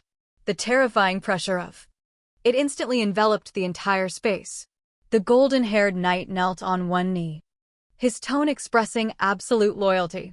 "Chimeras, at your command." He bowed his head slightly, respectfully addressing the child before him. "My master, please give your command." Baron stood next to the unconscious Haley, not even bothering to look up, and called out 2 names. "Raven, Chimeras." Baron held Haley tightly, his voice cold, without a hint of emotion. "This is an order. Eliminate all of them, spare no one." Hearing this, Raven and Chimeras contacted. They looked at each other and bowed respectfully. "As you command, our eternal king." He slowly adjusted his gloves, glancing at the terrified kidnappers. "Since it was their command of my master, I will send each and every one of you to your graves." Only now did they realize they had poked a hornet's nest. They backed away, stammering and begging. "Please, Haley will wake up with just some medicine. There's no need to make a big deal out of it." But it was too late to beg for mercy now. Chimeras had already appeared behind them without them knowing. He sneered, drew his sword. "My hands were getting itchy anyway. You all just stood there. If you're offering your lives, I'll gladly take them." Along with a piercing scream, fresh blood splattered on the wall. The kidnappers were still in shock as their comrades fell in a pool of blood. The few survivors were scared out of their wits, and just as they were about to turn and run, they found Raven blocking their path. He asked in a gentle tone, "Well, where do you think you're going?" Raven pushed his glasses up. Looking into his eyes, he smiled at the men. "Now, who can tell me? Where's the antidote to wake Haley up?" That smile made the kidnappers completely break down. They fell to their knees, kowtowing and begging for their lives. "Wait, we were really wrong. It's all our fault." Green magical power instantly erupted. Raven from behind took care of the aftermath, while on this side, the atmosphere was painfully quiet. Baron held Haley tightly, who was unconscious, repeatedly calling out, "Haley, please wake up." The child who was always so arrogant on normal days, now his voice was filled with only regret. "It's all my fault. I was too careless. I shouldn't have left you there again." Baron's voice was thick with deep self-blame. "I'm sorry, I'm really sorry. I wasn't there to protect you." Just then, Haley's fingers, which had been motionless, faintly twitched. Then, she slowly opened her eyes. As if turned to stone, before he could even react, Haley let out a groan. Faintly. Then she looked at him with some confusion. "Baron, why are you here?" Haley wondered. He called out hesitantly, "Baron." This call made the child in front of him unable to hold back any longer. "Anymore." He shouted, "Sis," and threw himself into Haley's arms. Baron hugged Haley tightly, constantly muttering, "Thank goodness." But Haley looked around, completely bewildered. What on earth was going on? She remembered. She went to the restaurant to save people, but the scene before her was a complete mess. Even stranger, she had clearly entrusted Baron to Raven's care. This child should have been in a safe place. So why was he here? The fragmented memories didn't seem to match up. She pushed Baron away and questioned him loudly. "Why are you here? You're supposed to be at Raven's house, right? It's so dangerous here. What if something happened?" Baron lowered his head, his voice filled with grievance. He said he was so worried about her that he begged Raven to bring him here. To him, Haley was his only family. If anything happened to Haley, he really wouldn't know what to do. "What?" These words left Haley completely speechless. Baron said softly, if something happened to her, he would become an orphan again. Alone. Haley looked at the child's trembling hands, her heart aching. It turned out this little guy had been scared to death just now. She suddenly realized that if she really couldn't come back, there would be no one left in this world to protect Baron. That hopelessness and lack of support, just thinking about it was terrifying. Fear welled up in Haley's heart, and she couldn't say anything at that moment. Only then did she realize how impulsive her previous actions had been, almost making this child feel anxious. Completely losing his support. She bowed her head and sincerely said to Baron, "I'm sorry." Baron took the opportunity to look up, his expression serious as he made a request. He said, "I am a man. Then you have to promise me one thing. From now on, wherever you go, you must never leave me behind." Looking at the child's serious expression, Haley silently swore in her heart. That's right, she was this child's only guardian. This promise was a promise she had to keep. She looked at Baron and made a solemn promise. "All right. I promise you, I guarantee I will never leave you alone again." Only then did Baron truly feel happy, and he quickly raised his hand. His small hand out, wanting to make a pinky promise with his big sister. The tied-up captive began to mutter to himself. Logically, if they couldn't get the antidote, this woman shouldn't have woken up. To prevent the other guy from talking nonsense, Raven's eyes turned cold. He directly moved to silence him. But permanently, after adjusting his gloves, he stared at the two people not far away. Naturally, he couldn't see. He thought Haley was just an ordinary girl, but she was revealing more and more unusual aspects. On the other side, Haley was anxiously checking on Baron, afraid he had even the slightest injury. Baron obediently shook his head, signaling he was fine. Raven pushed up his glasses, already having a plan in his mind. For the safety of His Majesty, he had to investigate the truth of everything, right? At that moment, Haley noticed a blond man standing beside them and curiously asked who he was. Raven calmly lied, saying this was a mercenary he had specially hired in case of any trouble, named Chimeras. Looking at the thugs lying all over the ground, she couldn't help but exclaim that it was no wonder this person could take on 100 men at once. His combat power was off the charts. It was done. But when she muttered the name Chimeras, she suddenly froze. That name sounded familiar. She was startled to remember that this was a character from the original novel. He wasn't just some ordinary mercenary. In the plot, he was the most loyal general under the male lead, Broden. His devotion to his master was almost fanatical. As long as it was Broden, he could achieve it. Gave the order, he would transform into a demon on the battlefield, a ruthless killer who didn't bat an eye. In the original novel, Chimeras started to find a ruthless person. Was described as nothing less than a ferocious beast. Once he went into battle, no enemy could leave alive. Haley was very impressed with this character, but seeing him in person, a doubt arose in her heart. This feeling was completely different from what was described in the book. The atmosphere suddenly became stuffy. Strangely, Raven stood beside him, staring intently at Chimeras, his gaze as sharp as a knife, wanting to see through his soul. This legendary general felt his hair stand on end from the stare. After a long, choked silence, he uttered a sentence that made everyone's jaw drop. Chimeras smiled brightly, complimenting Haley's beauty and saying they should meet more often in the future.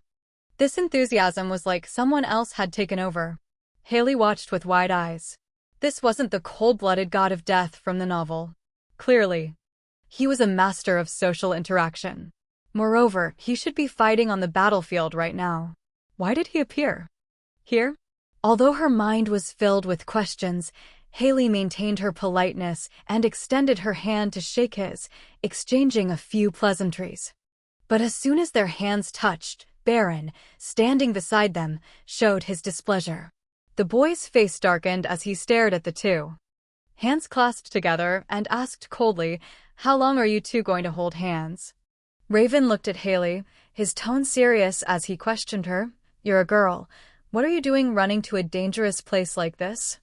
Haley's mind was filled with information about the kidnapping, from the secret passage and the disguised restaurant staff to the mastermind behind it all.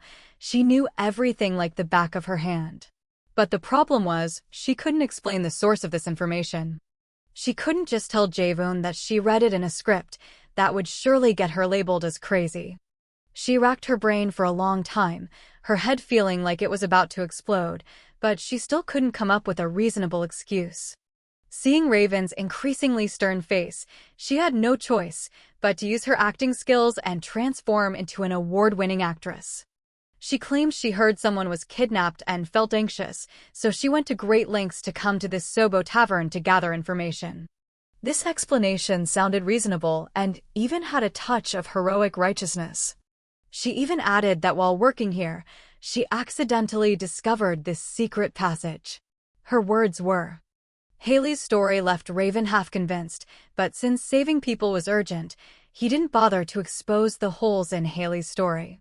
Of hers. Looking at the dark and gloomy entrance ahead, Raven guessed that this was most likely their secret hideout. Haley finally breathed a sigh of relief, considering this hurdle temporarily passed. But what lurked in the tunnel below was still a worrisome unknown. Looking at the men tied up like dumplings on the tunnel floor, it was still a worrisome unknown. Dumplings and beaten black and blue on the floor, Raven understood. This group was definitely involved in the kidnapping, but it was a pity they were beaten too severely. These kidnappers were now limp, and no matter how they were called, they wouldn't wake up, leaving no chance for interrogation. No sincerity, no sincerity, no sincerity. Without further delay, Raven decided to lead Chimeras down the secret passage to investigate. Unexpectedly, the boy Barrett presented an exercise on the situation. Was braver than anyone. Without a word, he jumped down after them. Haley followed, her heart racing. This secret passage was hidden with unpredictable dangers. Even with outstanding knights accompanying them, was it safe for a child to venture in like this? Baron, this boy truly had a righteous spirit. He insisted on going to save people and even showed open disdain. I'm not staying at home with these bad people. Looking at his small back, Haley also decided that she would absolutely not let Baron face and win. If anything happened later, even if it meant risking her life, she had to protect this child. She shouted, "Wait for me," as she hurried after them. The end of this secret passage must be where the hostages were hidden. She prayed silently, hoping that all the kidnapped children were safe and sound. San Nawas died, stained with blood. It seemed a tragedy had just occurred here. Chimeras looked at the chaotic battlefield and remarked that this place was like a maze. Raven calmly analyzed. Following the tracks left behind, they probably escaped in this direction. The further they went, the stranger Haley felt. Why were there fewer guards here than described in the novel? It took a lot of effort to push this door open. But in the end, they were a step too late. The room was empty. Haley's voice trembled with fear. Where on earth were the children taken? Raven dug his eyes, looked around, confirming that there was no one left. Just then, Baron discovered a clue on the floor. It was a hairpin. This indicated that the children were here just a moment ago, but now the trail had gone cold. The more Haley thought about it, the more absurd it seemed. In the original story, this gang was clearly very large. But on the way here, she didn't see a single guard. Chimeras, the unconcerned observer, noticed countless small footprints on the floor. It seemed the number of children held here was definitely not small. Little. Baron asked softly, could they have taken the people and fled? Haley was lost in thought.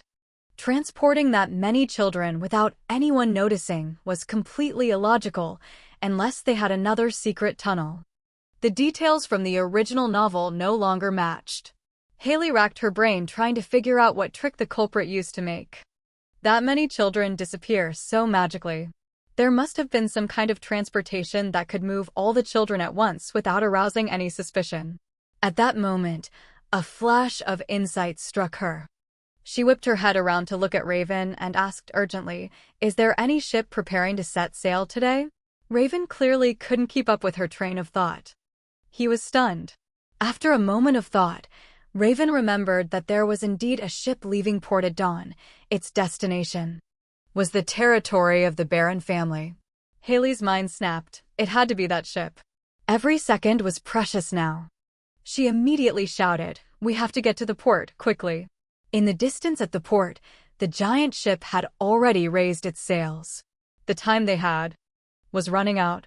The guards on the port were rushing people to load goods onto the ship.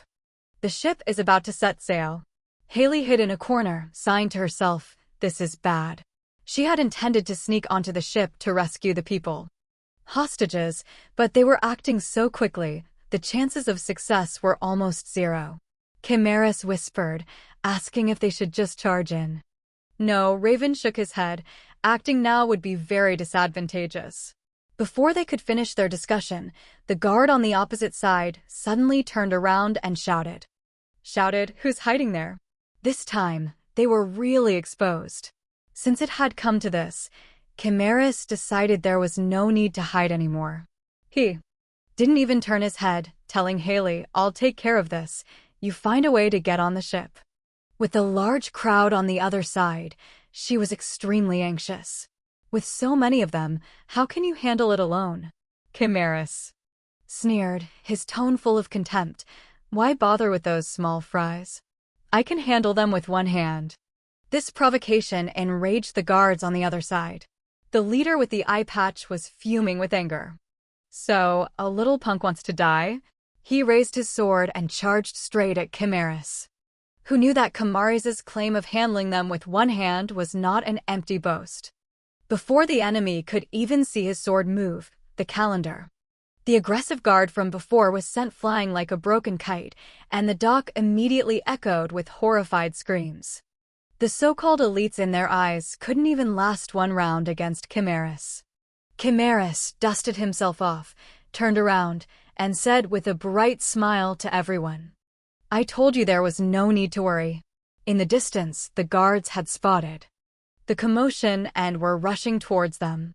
Time was really running out.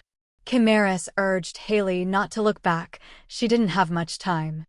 Told her to quickly get Baron out of here. After all, the rescue was the most urgent goal right now.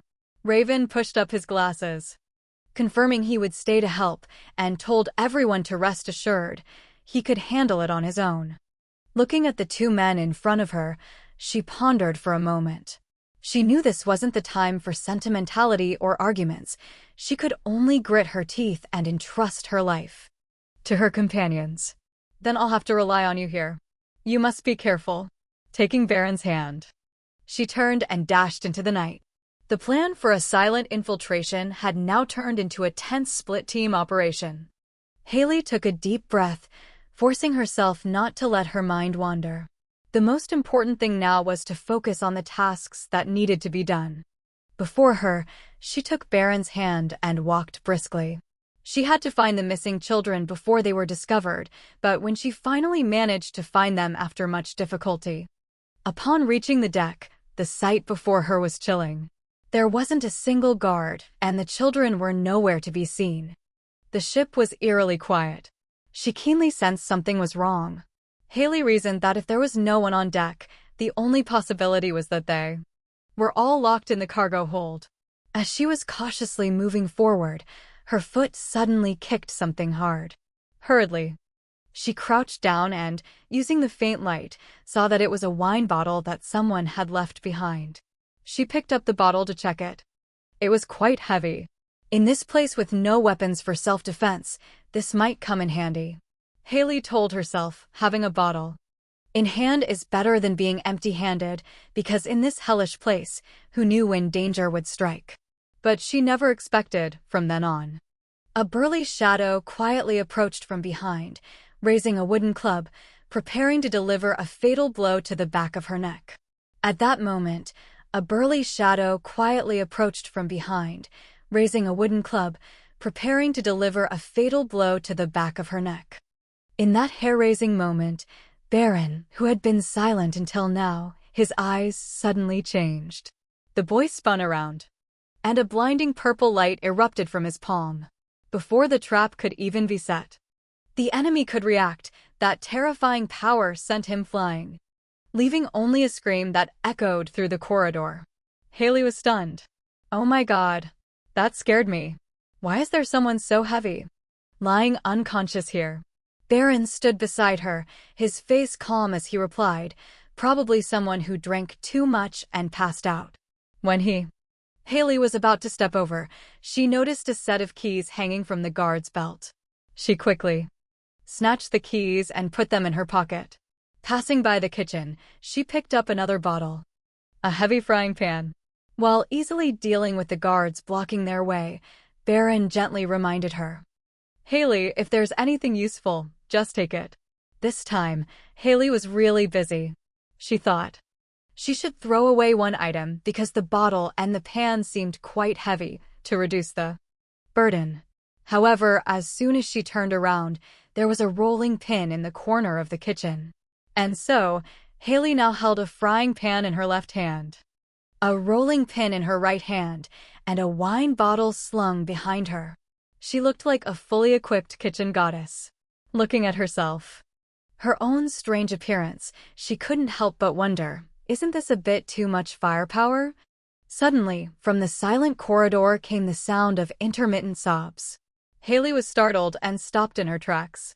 The sound made people shiver. Pushing aside all danger, she rushed towards the source of the crying. Baron followed closely behind, afraid she would rashly walk into an enemy ambush.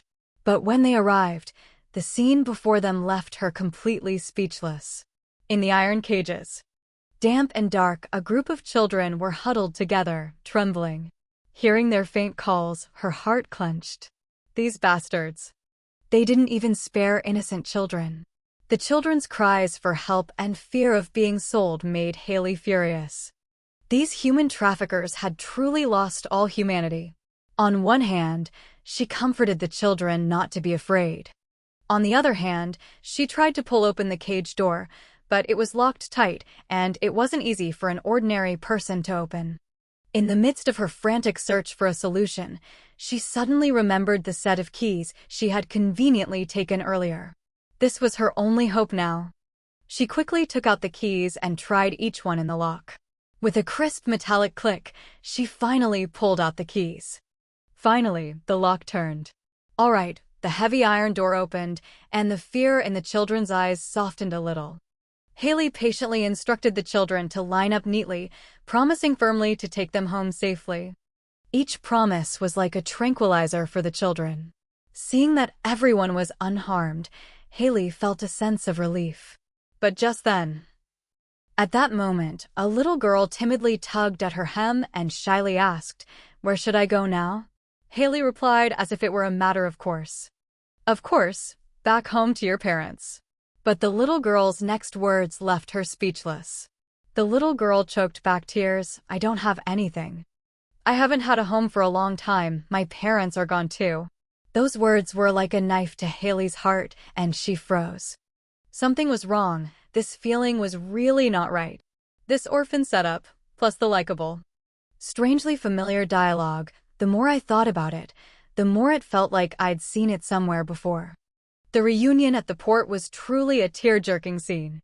The kidnapped children were finally returned to the warm embrace of their families.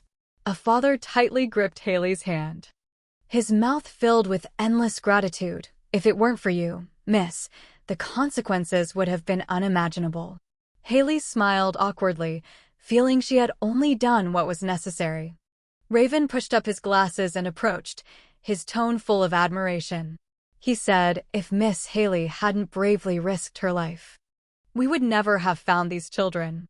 What a happy ending. Haley not only became a child, but also a child, the family's savior, and was hailed as a heroine by everyone. The debt. This debt of gratitude might never be repaid in a lifetime. Haley naturally became the center of the village. People surrounded her, some giving gifts. Some offered free meals, wishing they could give her the best of everything. Hearing the sweet calls of sister from the children, her heart was filled with a myriad of emotions. Who would have thought that just recently, she was still an outsider who often got cheated at the market? At that time, she was still an outsider who often got cheated at the market. Now, everyone looked at her with caution, no one took her seriously. But now, the feeling of being loved and accepted by everyone helped. For the first time, she felt like she truly belonged here. However, moments of peace never last long. Looking at the children and surrounded by them, she understood that the real difficulties had just begun. Although saving them was real, the trouble that followed was what mattered. Facing such a large group of children, Haley's mind felt like it was about to explode. Linda at the office spoke politely, but was essentially just following procedures. The kidnapping had happened, but the homeless children, where could they go now? Hearing that even the shelters refused to take them in, Haley really couldn't sleep peacefully. The difficulty was, she had just managed to get them out of the kidnapper's den, so was she now going to push them into another strange place? Looking at the pitiful eyes of the children, Haley was suddenly reminded of Baron from years ago. Back then, she had also considered sending Baron elsewhere. But when she witnessed the tragic situation at the Long orphanage with her own eyes, she softened. How could she be so heartless?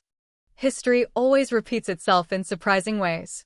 Faced with these homeless lives, Haley already had an answer in her mind. If no one was willing to take care of them, she would have to bear this burden herself. Actually, Haley knew very well. Trying to raise so many children all by herself was like a tale from the Arabian Nights. Looking at the helpless children, she still felt sympathy. Instead of entrusting them to strangers, it was better for her to grit her teeth and bear the burden. "I declare that I will take care of them," she blurted out, leaving even Baron, who was standing beside her, speechless. He never would have imagined that Haley could make such a crazy decision.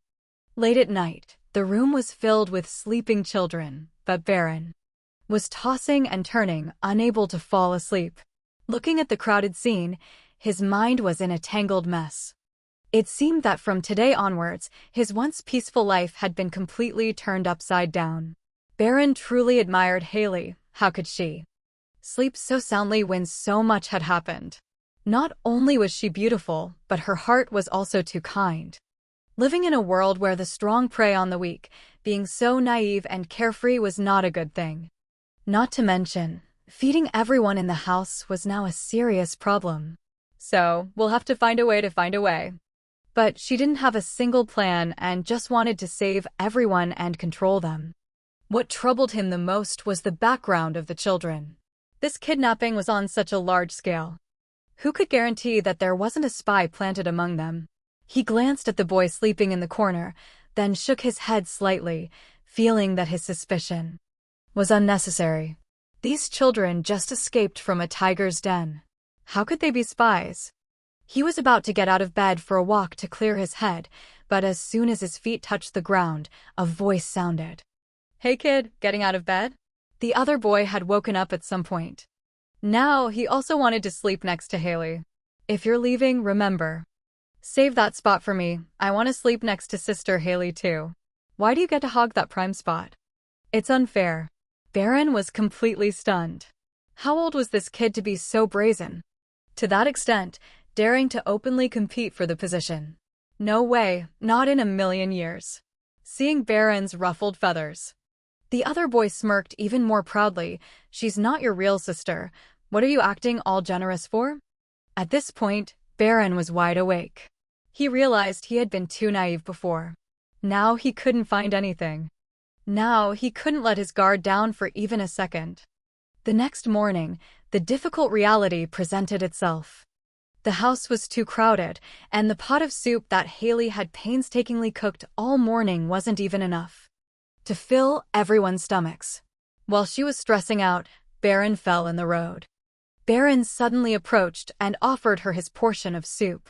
"Sis, I'm not hungry, you eat my portion." How could Haley not be moved? She helped him shed tears, endlessly praising the boy's filial piety. That gentle pat on the head made Baron just bask in happiness. He never wanted to lose this feeling of being favored. However, when he turned to look at the boy next to him eating heartily, the warning bells in his head immediately rang. This kid was definitely a formidable competitor. Baron would not back down, no matter the cost. He had to maintain his special place in Haley's heart. No one had the right to take that place. The opponent was just a boy who seemed gentle at first glance, but Baron would not let his guard down.